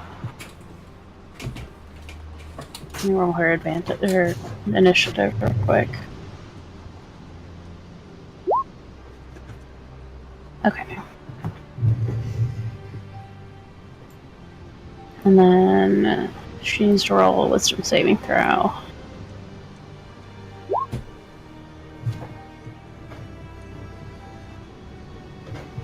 Alright, so Marianne is frightened as well. She's like, this thing is a lot bigger than I thought it was going to be. And it is going to attempt to make a bite attack at the ship. Oh. But you see that the force field, like, flares to life, and it stops it for a second. And the Leviathan, like, roars. And tries to make a claw attack at it again. And you see that the force field stops it again. This force field starts to, like, flicker and shudder. Emma. Well, she uses her stillness of mind to remove the frightened action. And that's going to be her turn. Delmar. Alright. Well, this dude. I don't see how we're gonna do anything against this. So.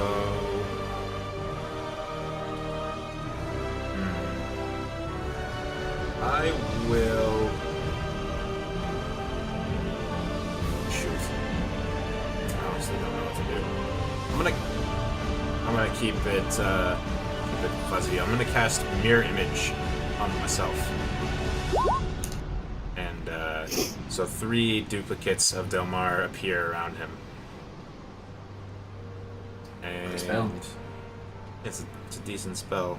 And then that's all he can do is he stares at this thing looming and trying to destroy the ship. Turn over.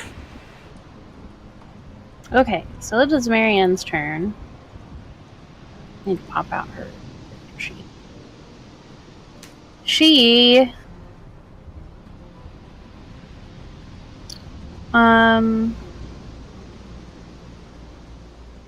you see her sort of concentrate, and the force field around the ship. Oh, I guess she can't really do that. She's frightened. So we need another wisdom saving throw.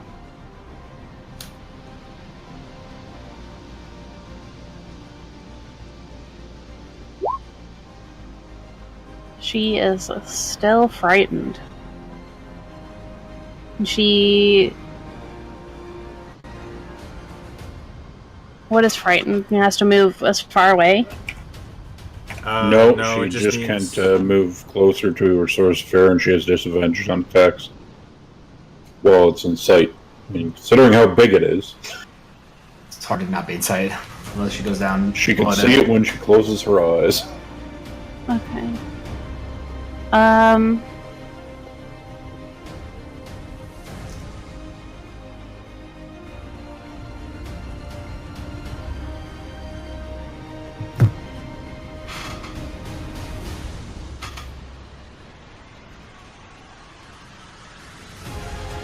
Well, I guess I should have done that at the end of her turn.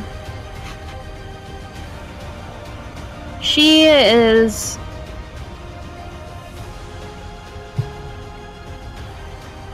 What is she gonna do? She's going to, she reaches out her hand, and you see a, like, sword just appear in her hand, and it's, like, glowing with this dark purple and black energy. And that is the end of her turn. Zabran. Okay, everyone, when we fought the Titan, I lied. This will be my greatest performance. Boy. I start strumming on my lute.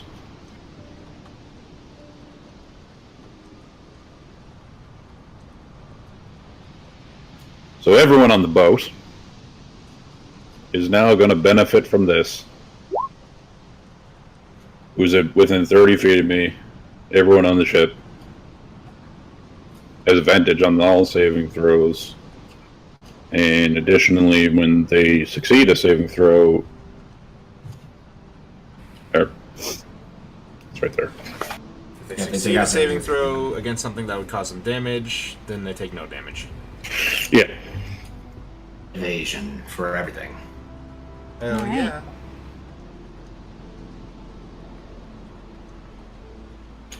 And with my bonus action, I will inspire Yip.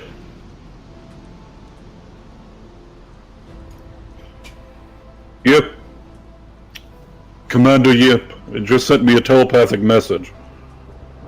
It said that it's here to defeat you so it can claim your love for itself.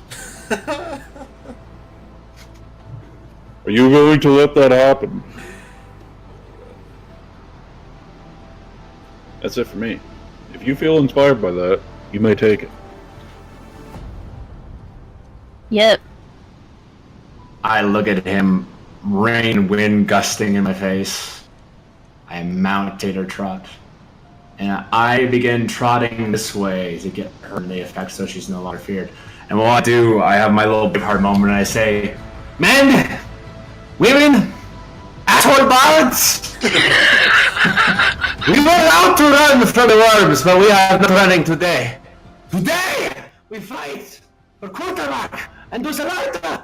I charge in and I begin rushing in and I'm gonna try to stab this thing. I should be able to poke it and I'm gonna, yeah! Okay. Alright. I believe I only get normal, so we're doing this. That is a miss. That's a miss. I will roll again. Oh wait, I forgot. I have what's it called? Inspiration. What's the die? D10. 26. That's a hit. We're dropping to level 3. Alright. So, first we do this much damage. Then we do that much minus the 7. Okay. Alright, and then I will make my second attack. That's a Ha! hit. Then another 14. So I poke it in its face and it seems mildly perturbed. It, the couple of holes that you've poked in it start, like, oozing this black blood. And it drips into the water. And, And we all Oh, is that remember it? Joe. That's what I was thinking. I don't think I have a bonus action thing I can do, so yeah, I'll do it. Alright, so the Leviathan turns its eye towards Yip, and it says, it telepathically communicates with you in common, and it says, you cannot take the crystal to the shrine. And it will make a claw attack. And you see that when it hits the force field shatters. Oh shit. And it like strikes in with its head and it tries to bite you. Oh, Yep. Alright. oh no. That'll hit. That'll hit.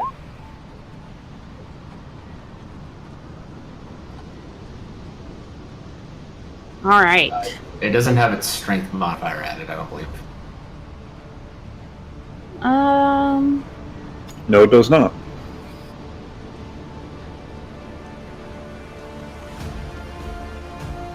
I mean, this That's is Pacific Rim music.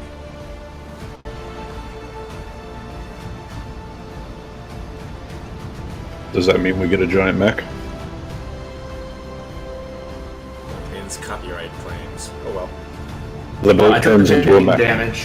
yeah, So the we can figure out the rest of it. There's really nothing. Emil. So Emil runs up next to Yip. And I don't know that she can get close. Don't forget you have water wall. Oh, I do! I forgot about that. She Yeah, jumps I know. down off the ship and she is going to attack this. Okay. That is a miss. She's gonna attack again. It's a hit. And she's gonna use her open hand technique with that. Or wait, can I use my stunning strike with that? And you can do I'm it right going now. to. Do it right now. I'm going to.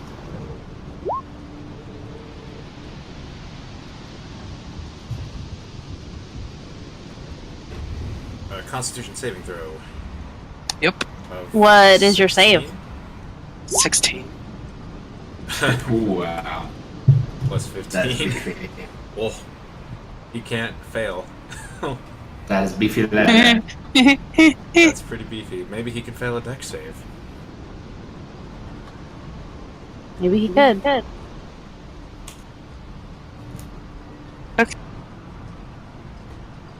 And one more hit. Yeah. One more hit? Alright. Okay. That's a hit.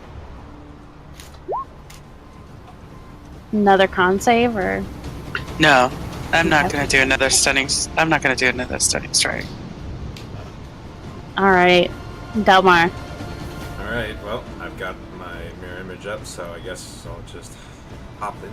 I'll dive into the water. Since I have a swim speed, I'm just kind of treading water as I whirl the glaive around and attempt to hit this guy. Hey. That is for sure a hit. Well, I'm going to definitely pile on some superiority dice. And I think I'm going to... Who's after me?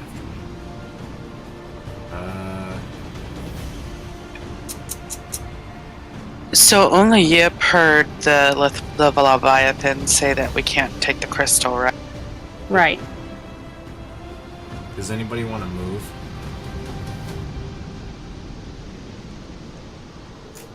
I have maneuvering attack. Not me. Not especially. Alright. I'm good. And I guess I'll try to push this guy. It's not gonna work, but so he needs to make a strength save. DC 15. Yeah, I think so. Oh, fucking hell. All right. Well, here's the damage. That crit, and then the 2 superiority die.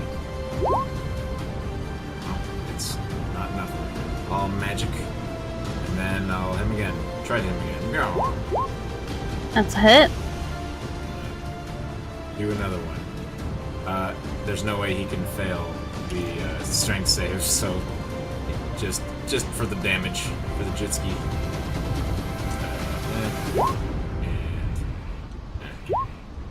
For 14, 3, 21.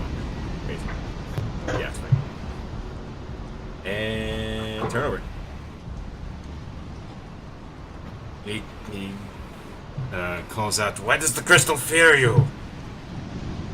That's it. Okay.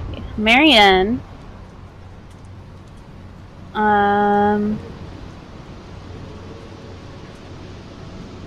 Did her frightened end whenever you got close to her yet? It said I can't be afraid when they're in my zone. But I left the zone. So I don't know if it ends it or if it's just temporary. I think it's your I'm call. gonna say it ends it because it's more fun that way. Okay. So you see Marianne, she comes up to the side of the ship and she points her sword out towards the Leviathan. And you see these like dark shards of energy fire right towards him. Oh, that is not what I meant to do. Hold on.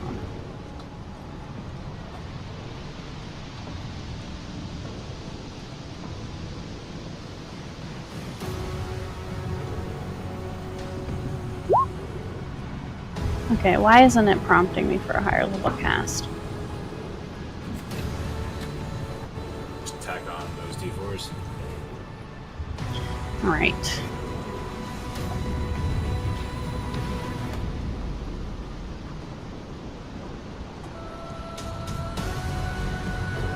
So it'll be 364. Yeah.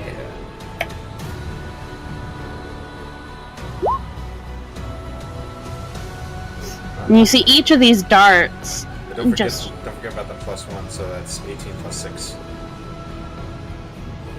You were right. So, 24. You see these darts just puncture into the Leviathan's like throat area, and more blood starts to come out.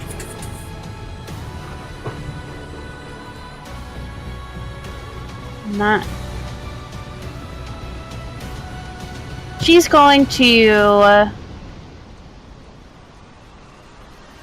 jump down into the water, and you see these like black, like, I don't know how to explain it. It's like a misty black aura around her feet, and she walks on the water. Sweet. And she is going to. Oh, let me look at this. Let me look this up.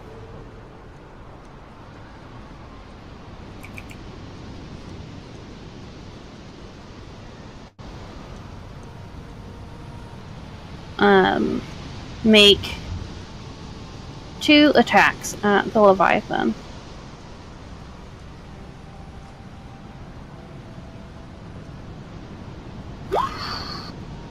Nope.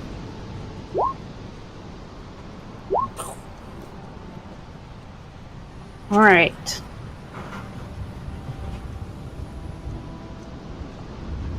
And that is the end of her turn. It's Averin. All right, so the Leviathan's head, he recoils that. So if I was to shoot at his head, I would not hit anyone else, right? Right.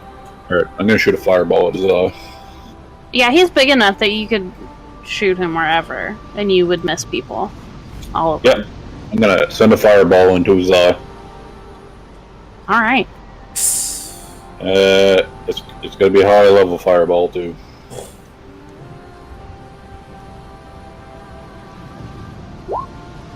Oh. All right. For your buck. What's that? Yeah. Oh. Snap. Yeah. So you manage to like shoot the fireball right at his eye, and he like rears back and like lets out this roar. And you see that his eye is like singed. All right, and then I will use my bonus action to inspire Emil.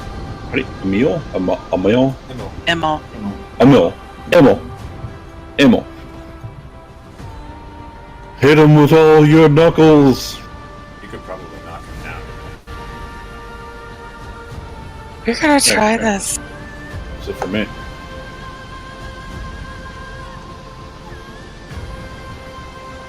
Yep. I'm gonna lift my little shield and begin whispering to it as I channel divinity. As you see my lance grow white hot, and that's all I can do because it takes full action. So I'll pass turn. All right. So the Leviathan, he turns his head to his good eye and looks at all of you, and he says, Aquantus will not allow you to continue.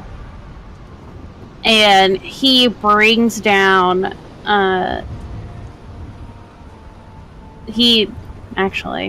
he will open his jaws, and he lets out this just torrent of hot steam. And I need everyone in front of him to make a DC 20 dexterity saving throw. We all have advantage. Thank you, Circle of Power. Hell yeah. I'm probably also going to use Absorb Elements. I still failed, so I'll take 8. Oh man, I have to roll a crit for this. Yeah, I'll take it. I'm within 10 feet of you, right? Yeah, you plus 5. Oh yeah, I have plus 5 too, so that means I'm 20. I Aha! don't. Oh, plus 4. Sorry, plus I have 4. a 22. So I still fail. And the horse is... It's gonna hurt. Well, the horse rolls better than me every time we do this. He's not a riding horse, he's a war horse. Jinx it. I mean, I love my horse, but it is what it is.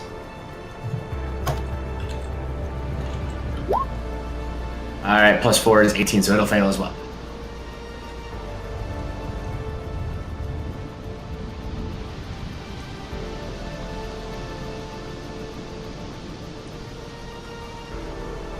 Okay, so who all made it? I rolled a 23. Okay, so Emil. I have a 22 with Yip's aura.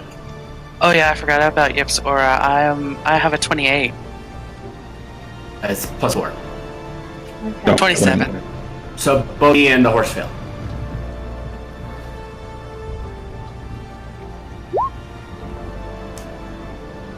Oh yeah, I'm definitely been doing absorb elements. How is your aura? Your aura's 10 feet. Yeah.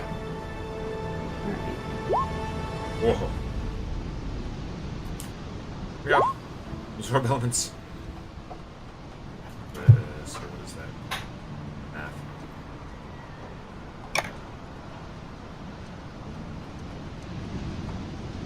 Ooh, wait, Oh, I should make... could be worse. I just realized my horse didn't roll with advantage to try it one time.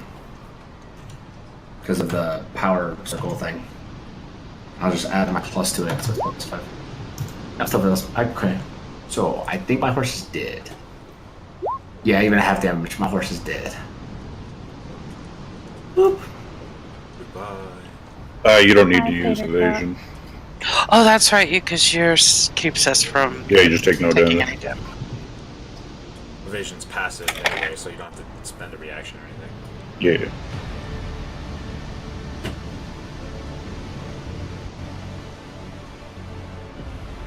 Okay, Big oof. Emil. Emil is going to hit at this guy and scream at him, "Why can't we bring the crystal?" Oh yeah. That is a hit. And second I want to use my open hand technique and try to knock him over.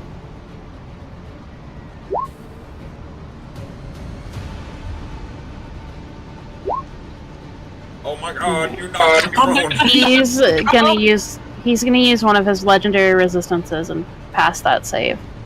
Yeah. Keep it up, make him burn him. That is Isn't an that- You are inspired. I'm going to use my inspiration. Okay.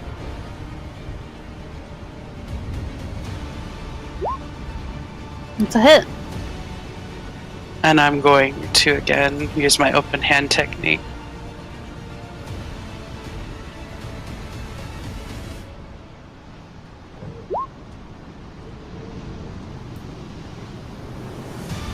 So he has to roll another save.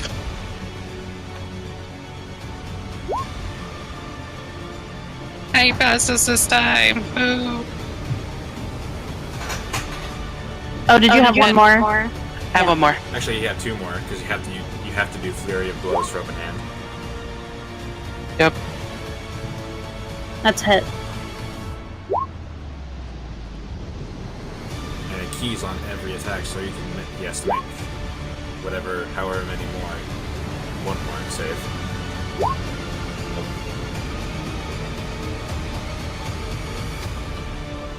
Okay, that's all she can do. Alright, Delmar. All right, Delmar's body is just steaming with that heat energy, but some of it shunts through his arm and into Storm Beacon, and it kind of glows red hot for a moment as he winds up for a strike. So it's gonna be that. I'm gonna use distracting strike. So Okay. Marion's going to get advantage on her next attack.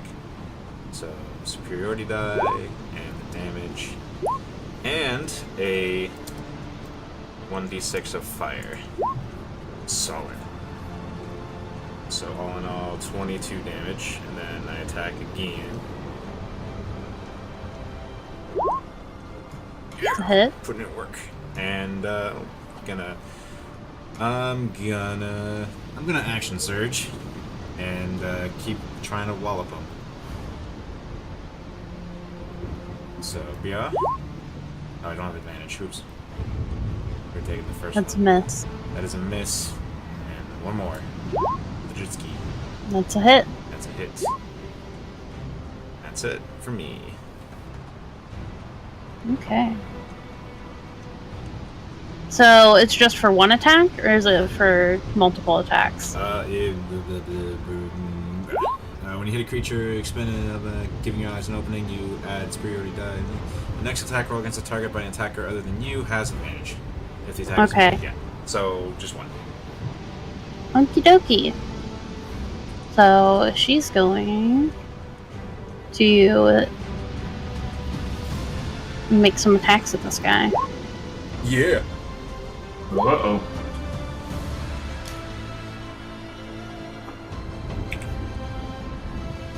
Oh crap.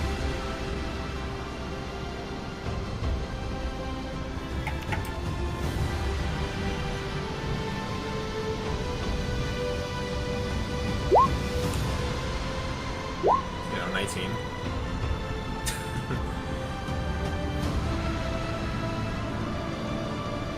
She's a very strong lady. It's a miss. It's another miss. Alright. Zavran. Alright, I'm going to, in like a loot solo fashion, as I'm picking with my right hand, I charge up a fireball for the other eye. As I step towards the edge of the boat, I will say, "Goodness gracious, great balls of fire!" And I'll shoot a fireball into the other eye.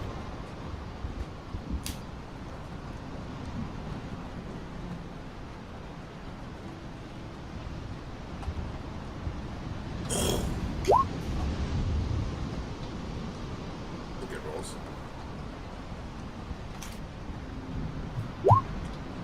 Alright, he's gonna use his legendary resistance to save that.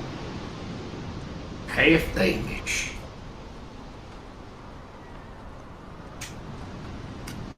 And with my bonus action, as I want to see this monk put down this avatar, I will inspire Emil. I can't say your name. Emil. Emil. And I will say, Emil, in order to succeed, your desire for success should be greater than your fear of failure.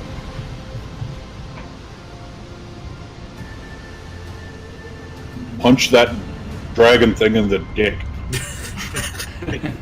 Emil looks back at him and smiles big. It's gonna take a lot of swimming to get to that. I don't know, he's a big dragon. I'm not sure exactly where the dick is. Ask him. It's underneath!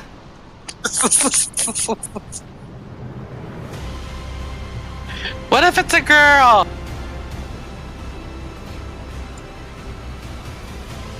You know what to do. Wow. Yep. Was Tater Trot in the water when it died? No. When he died? Okay. Is It's it on this little edge. is it just a dead horse now? That's on the boat? It's dead. It's a magical horse. It just disappears. Okay, so the crystal is On the ground right here in front on of the you. ground. Okay. It is your turn. Oh shit, you better get that crystal out of there. Is it just movement to kind of like push it deeper into the boat? Yeah. You can kick it with your foot. Then I'm just gonna like get on the step and just kind of like kick it with my foot so it kind of lands like right around here. And I put it in the corner pocket. Alright. Then I'm going to take my lance and I'm just going to continue to stab at it angrily. And I have plus 15 hit now because I channeled Divinity. Alright. So, That's 33. hit. Yeah, that's for sure hit. And 22. Oh, I'm not rolling with advantage. That's just a 20, so it misses. Yep. And that will be my turn. Alright. The Leviathan lets out a roar, and he does not like your distracting strike, Delmar. So he is going to bite you. You need to roll a d20.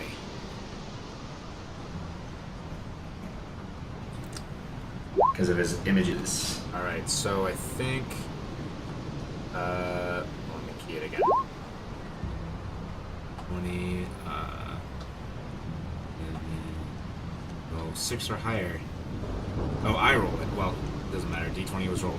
So, he's targeting one of my duplicates. Its AC is 10. It's probably going to destroy it. Oh, yeah. Because it is a plus 12. Okay, yeah, it hits a duplicate. And in like that kind of like layered audio, we both go, ha ha! Or all three of us go, ha ha! And it will make a secondary bite attack against Emma. French in stereo. Oh shit. Oh no! Alright, Emma, and he's gonna swallow you. Oh shit, no! Punch him from the inside. I will be punching from the inside. I'm the dick!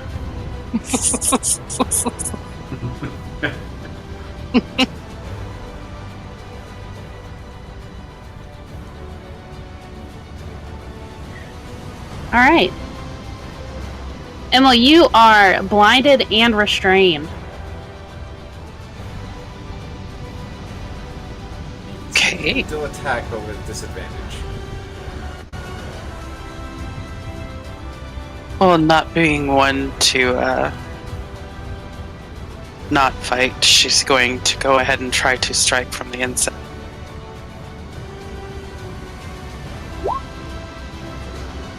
This is a mess. Another mess. And she'll use her flurry of blows. Okay. You're also inspired. Well, I know, but none of them been high enough. I'm gonna try to. I'm gonna use my. Just get a 10. It'll be. Inspiration. Just get a 10. Dude, 20 missed. It's Yeah, like but 24 will miss. It's true. Nope. No. One last hit.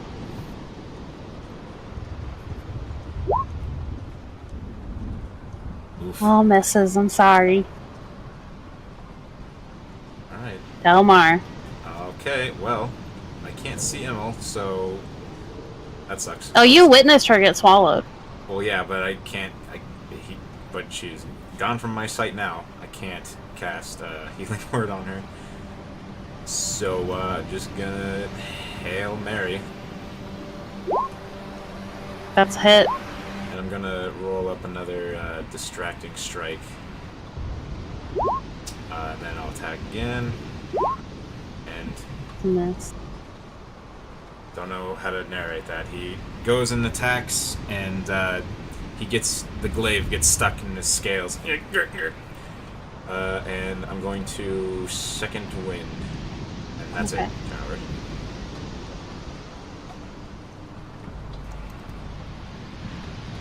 Marianne is Solid. going to me. Let's see.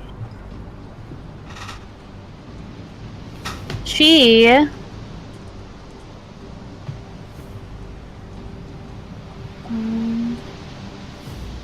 He has advantage on attack, so.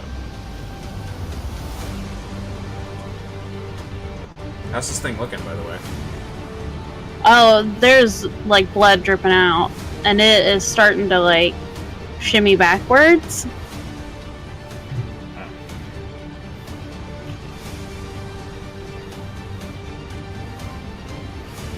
Okay. So she is going to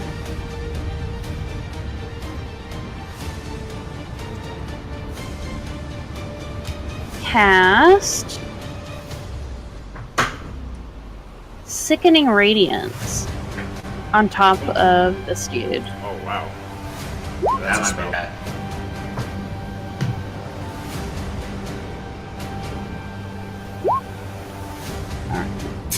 I had to roll a 3 or worse in order to fail. Still pretty decent damage though. And then she's going to make 2 weapon attacks against him. Yeah. Go, Marianne. She has advantage. She does. I mean, you can just save it for the next attack. Alright. Alright. So, she did manage...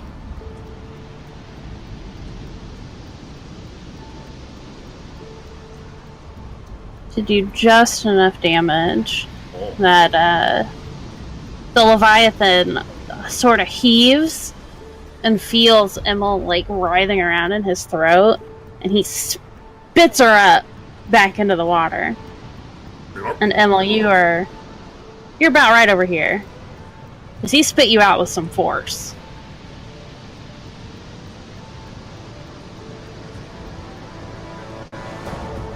I'm not sure how to feel about that. I just feel really grossed out right now. Oh yeah, you're covered in like saliva and spit and stuff.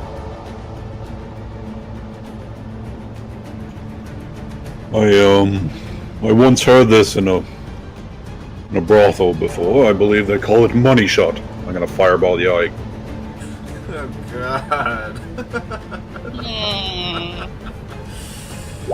Jesus. He's gonna use his last legendary resistance. Now you can turn him into whatever.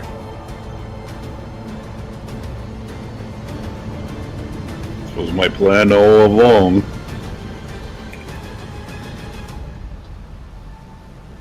You can see like blood is just pouring out of this guy. Yep. Oh, Emma's pissed. Okay, we're going to do what we do. We're going to poke him. We're poke him hard. That'll miss. And that's a 20, so that'll miss as well. Yep. Then I will continue looking sad with my long stick at the edge of the boat. Alright, the Leviathan is looking awful rough. So he is going to... He turns and looks at you and says, I will be back. Like the Terminator. And crashes his tail down right next to you guys and lifts up a spray of water. And you see him dip below the surface. You're like a dragon. swim off. Holy shit. Can I get an opportunity attack as he flies away? I'm angry at him. Do any of us do? Or Sure. Kind of fuck. Okay. Do I get one too? I want it. Yeah. I want it. I miss. That's a hit. Yeah. And I'm gonna use a superiority die. I'm gonna use. And I'm guessing I'm too far away with spit and yuckiness on. Yep. I rolled 5, 3, 2. I'm gonna. Nice. I'm gonna do. What am I gonna do? I can't. Okay. Yeah. All right. Just piling on the superiority die. Okay. You do manage to like knock off a chunk of one of his scales, but he still gets away. Shit. Throw the rope down. We need to go. And, he goes off into the distance. You guys are. The sea stops being so rough. The storm clouds disperse as you watch, like his spines dip below the water, and he is gone. Emma like cleans herself up in the water, then gets out.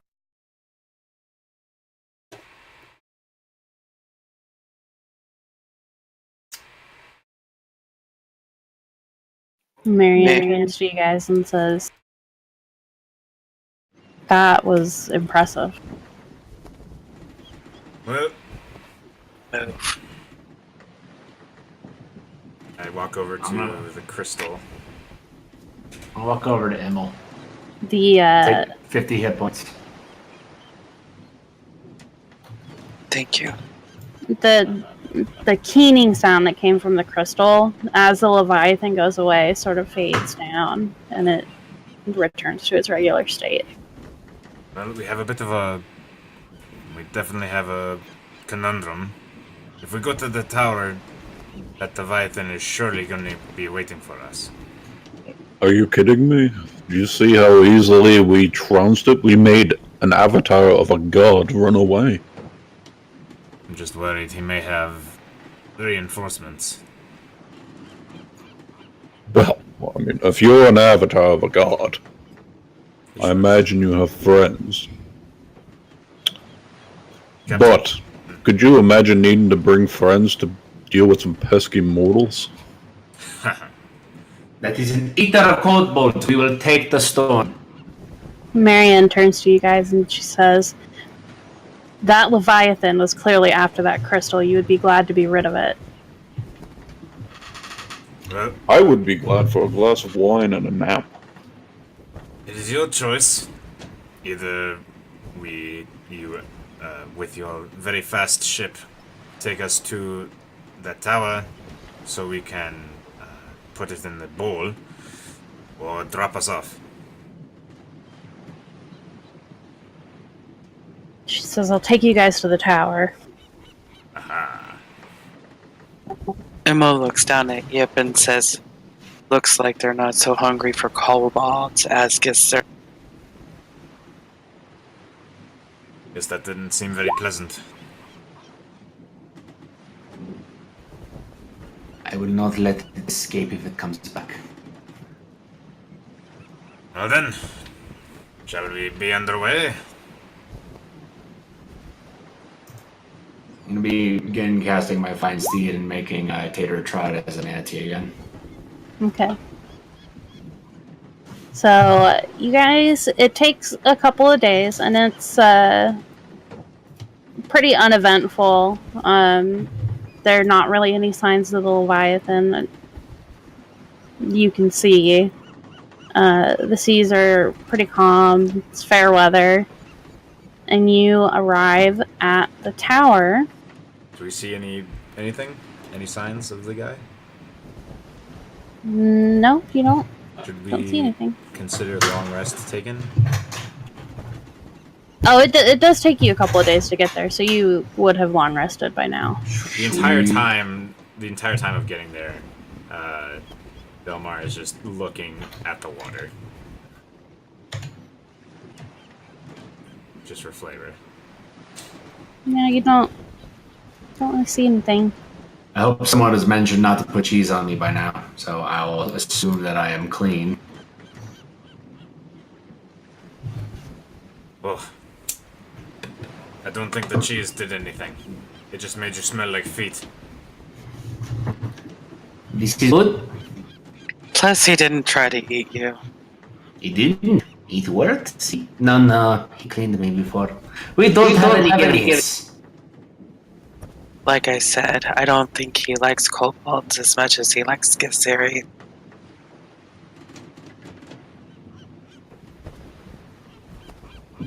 Well, Delmar, when we get to the tower, is going to give everybody that needs it water walk and water breathing, and gonna head on in.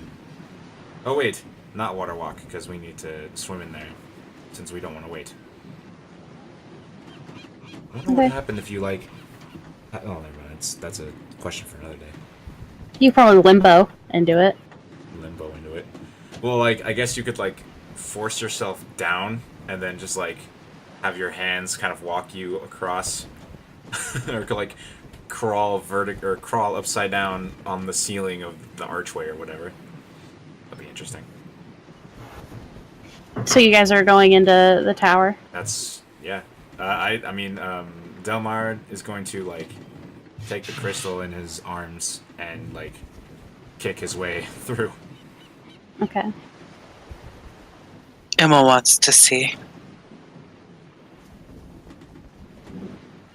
So, Should I play that music that you sent the other day? yes, you should. Right now? Yeah. Alrighty. Marianne actually follows you guys in. You're curious too, huh? She nods. Zavrin, you're so small. Alright. I'm a grower. I walk over to the bowl with the crystal. Okay. And I look at my companions and I slowly lower it into the water. Okay. The crystal, you can't really put it into the water, but like as you get closer, the crystal sort of like vibrates and hums. And whenever it gets close, it like hangs in the air above the bowl, and then it flares to life. You guys kind of have to like shield your eyes from it. And when the light fades, the crystal is gone. And for a moment, it seems like nothing would happen. But the archway that was perched on the northern side of the atrium, the stones that it starts to flicker, and the stones that make up that archway surge with this lightning, and the bolts extend from the bottom up to the top keystone, and a rune in the keystone comes to life. A swirling green portal starts to form and coalesce, and through the portal steps the woman from your visions in Delmar's dream.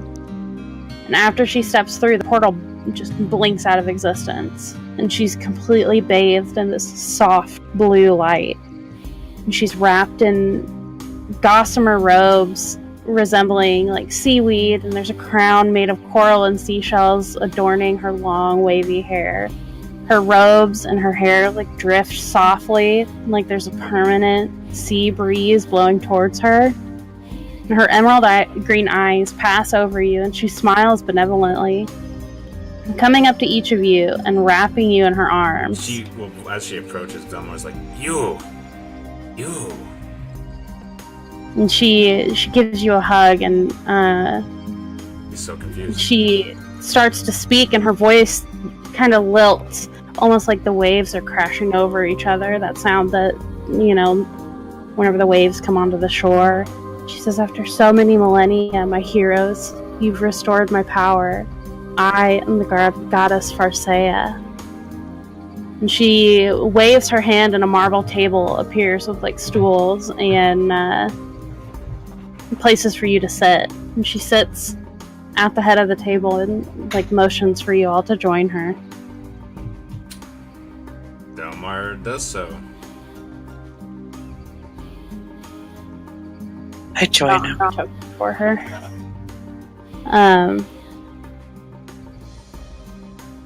She smiles at you guys, and she says, I owe you the world. What is your beef? He doesn't say that. What is your quarrel with Aquantus? She sort of smiles sadly at you, and she says, long ago, Aquantus and I were partners. We ruled the seas together in harmony, and something in him changed, and he became ever so much more distant. Aquantus has always struggled with compassion, and even more so after he changed. He became jealous, and something inside of him just twisted with darkness. When she says that, she kind of gives a knowing look at Marianne before continuing. And she says, I had thought we had worked out our differences. We had an unsteady agreement that we would separate our powers and focus on our worshippers in different areas of this plane. However, he violated that agreement, and it took every last ounce of my power to bring Onatrix to life and ensure Aquantus would not be able to fully destroy me. And the Leviathan that you fought is the patron of Aquantus, the intermediary between you mortals and our divine realm, where he has fled to. Holding your own against a Leviathan is a heroic deed in and of itself. And here we are. So what now? She waves her hands and she says, all these amulets appear in front of you, and they're made out of seashells, and in the inside are these sea glass pendants inside of the seashells, and she says, "It is small, but it is a token of my favor, and I hope you will accept it willingly. And it shows you are my chosens and my heroes."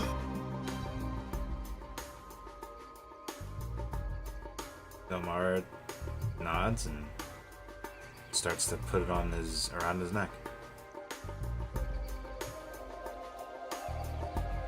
Emma puts it around her neck and asks, "Well, how will you protect yourself now if we leave you here?" She smiles at you and says, "With the Leviathan weakened and Aquantus fled to the Divine Plane, I doubt that I will have to worry about him for much longer. For a long time. For now, I'll be focusing on re-establishing my powers over the sea. And of course, cleaning up my shrine." What happened to the people here? Aquantus killed them long ago. Well, not him himself, but his followers. But that was millennia ago.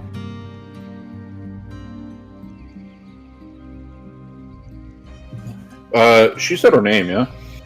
Yeah, Farseia. Farseia. Does that ring anything with any of us? It sounds familiar to me because of the vision, right?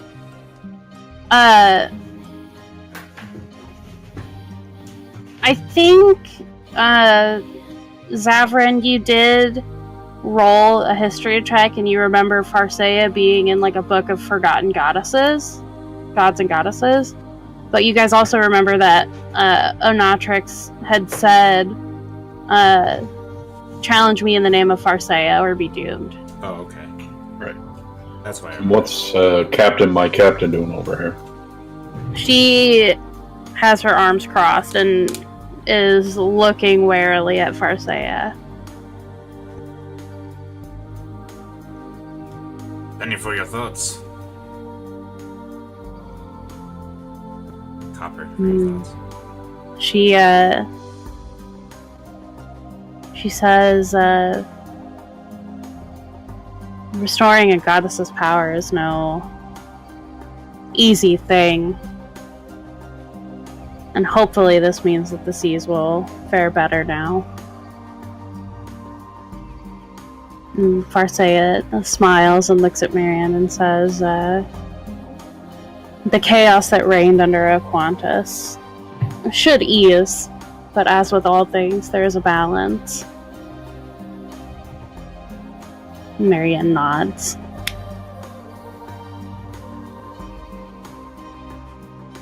I'm gonna take my amulet and just kind of put it in my pack. I think bringing back a god is something we're boasting about, don't you think, Zavrin? Oh, my mind is a flutter. Shame she's not the goddess of wine, though. She laughs and produces a bottle of, it's not wine, but it's a very nice brandy for you, and hands it to you, Zabrin. Oh,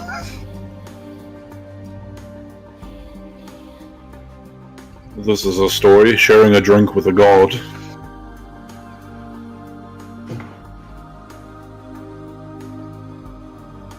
At this point, And Elmar is just sort of like looking between her and the amulet. she turns to you guys and she says, if you ever need me, come to this place and say a prayer in front of the portal and I will visit you. But I should not remain in this realm for too long. And she starts to step back towards the portal, which opens back up. Alright, would you like us to hand out pamphlets of your return, or...? She looks at you slyly and she says, oh, they'll know. And then steps back through. And she's gone. You know, gods are weird. Ugh. Agreed. I want more, what was it, beef Wellington. Oh, yes. I think I've been at sea too long. Why is that? He looks at Ella and says, oh, that was just sort of a joke. I quite like the motion of the ocean. I want to go back to that spa. Surprisingly, halfling feet is surprisingly soothing on your back.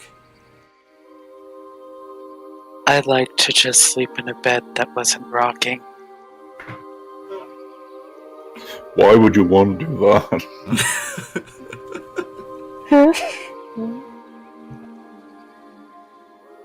Well, Marion, are you satisfied?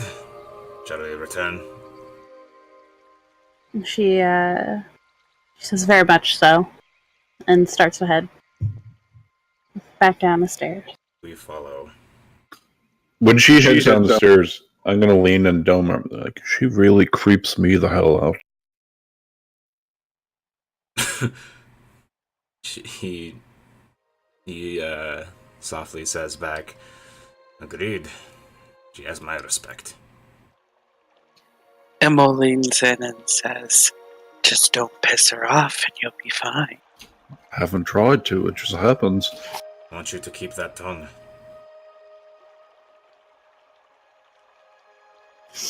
And read into that however you like. Alright, so you guys, takes a couple of days, and you guys make it back to Shanghai. And Marianne, hands you your loot and keeps her 400 platinum pieces. Marianne, it was a pleasure. I hope sometime in the future we get to sail together again. She shakes her hand and she says, she shakes her hand, squeezes pretty hard, and she says, you're always welcome on my crew.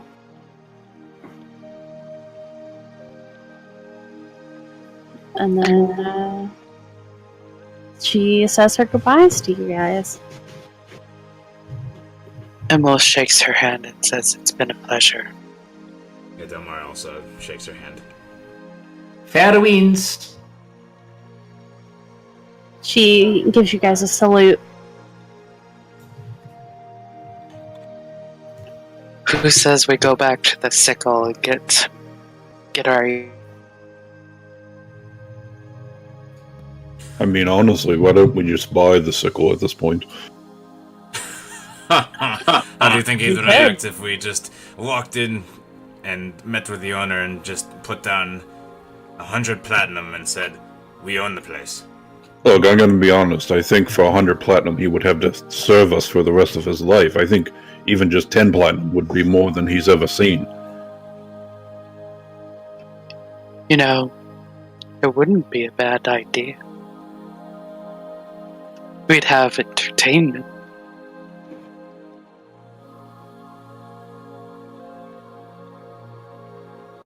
Do you have any more content planned for us? No, that was it. You guys did it. Hey! What a delightful adventure. When she gets out of earshot, I'm gonna turn to everyone and be like, I'm never sailing with her again. It's not her fault you guys got into an adventure restoring a goddess's power. If you'll excuse me, I'm going to go write a cryptic occultic book. Wait, before you leave.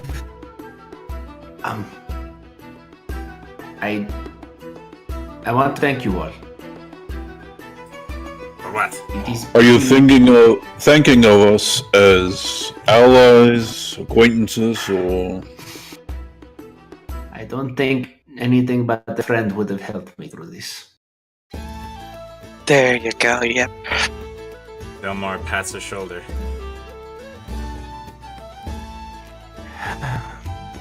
I will scruff his scale. I'll bend down and scruff his head. By the way, did all of you know that kobolds purr in their sleep? They what? You make this cute little purring sound. Oh, oh, oh. I am not cute! And I begin walking off in a huff. Come take the trot. Yep. Who's gonna protect me from all the bad things? You can't go too far. Yep, you're not cute. You're adorable. I was thinking more cuddly.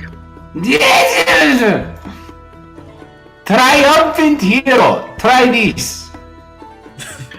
Okay, triumph. Man of valor! Maybe Man of hero. strength and... Say, yep, do you feel the ground rumbling? I think I saw something purple in the ground. You will... I regret ever being friends with you. And I begin walking down the street and drinking Pepto-Bismol. Alright, you bought that. I bought Pepto-Bismol. Amazing. Oh, that was cool. That was great. You did it! I'm so proud of you guys. We didn't die. I had the thought that like the Leviathan fight was gonna be do or die. Like either we beat it or we don't, and that would be the end. Right. Well, the Leviathan's a servant of Aquantus. He can't... And he's pretty... I mean, he's got an intelligence of 15 and a wisdom of 14, so he knows when he needs to go away. Is that the Leviathan from Mordenkainen? It's whatever one is on the homebrew page. Oh, okay. Then it's something I'm completely unfamiliar with.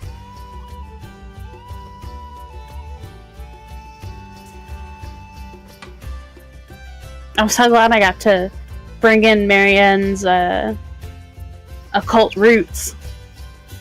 Goddamn warlocks. Goddamn warlocks. She's an Eldritch Knight, actually. Oh. Eldritch Knight doing their Eldritch Like, shenanigans. Is she 20th level? Yeah. Oh, She, those four like, attacks. yeah. You guys were on the right side. Imagine if we went against her. Yeah, imagine if someone pissed her off. That'd be terrible.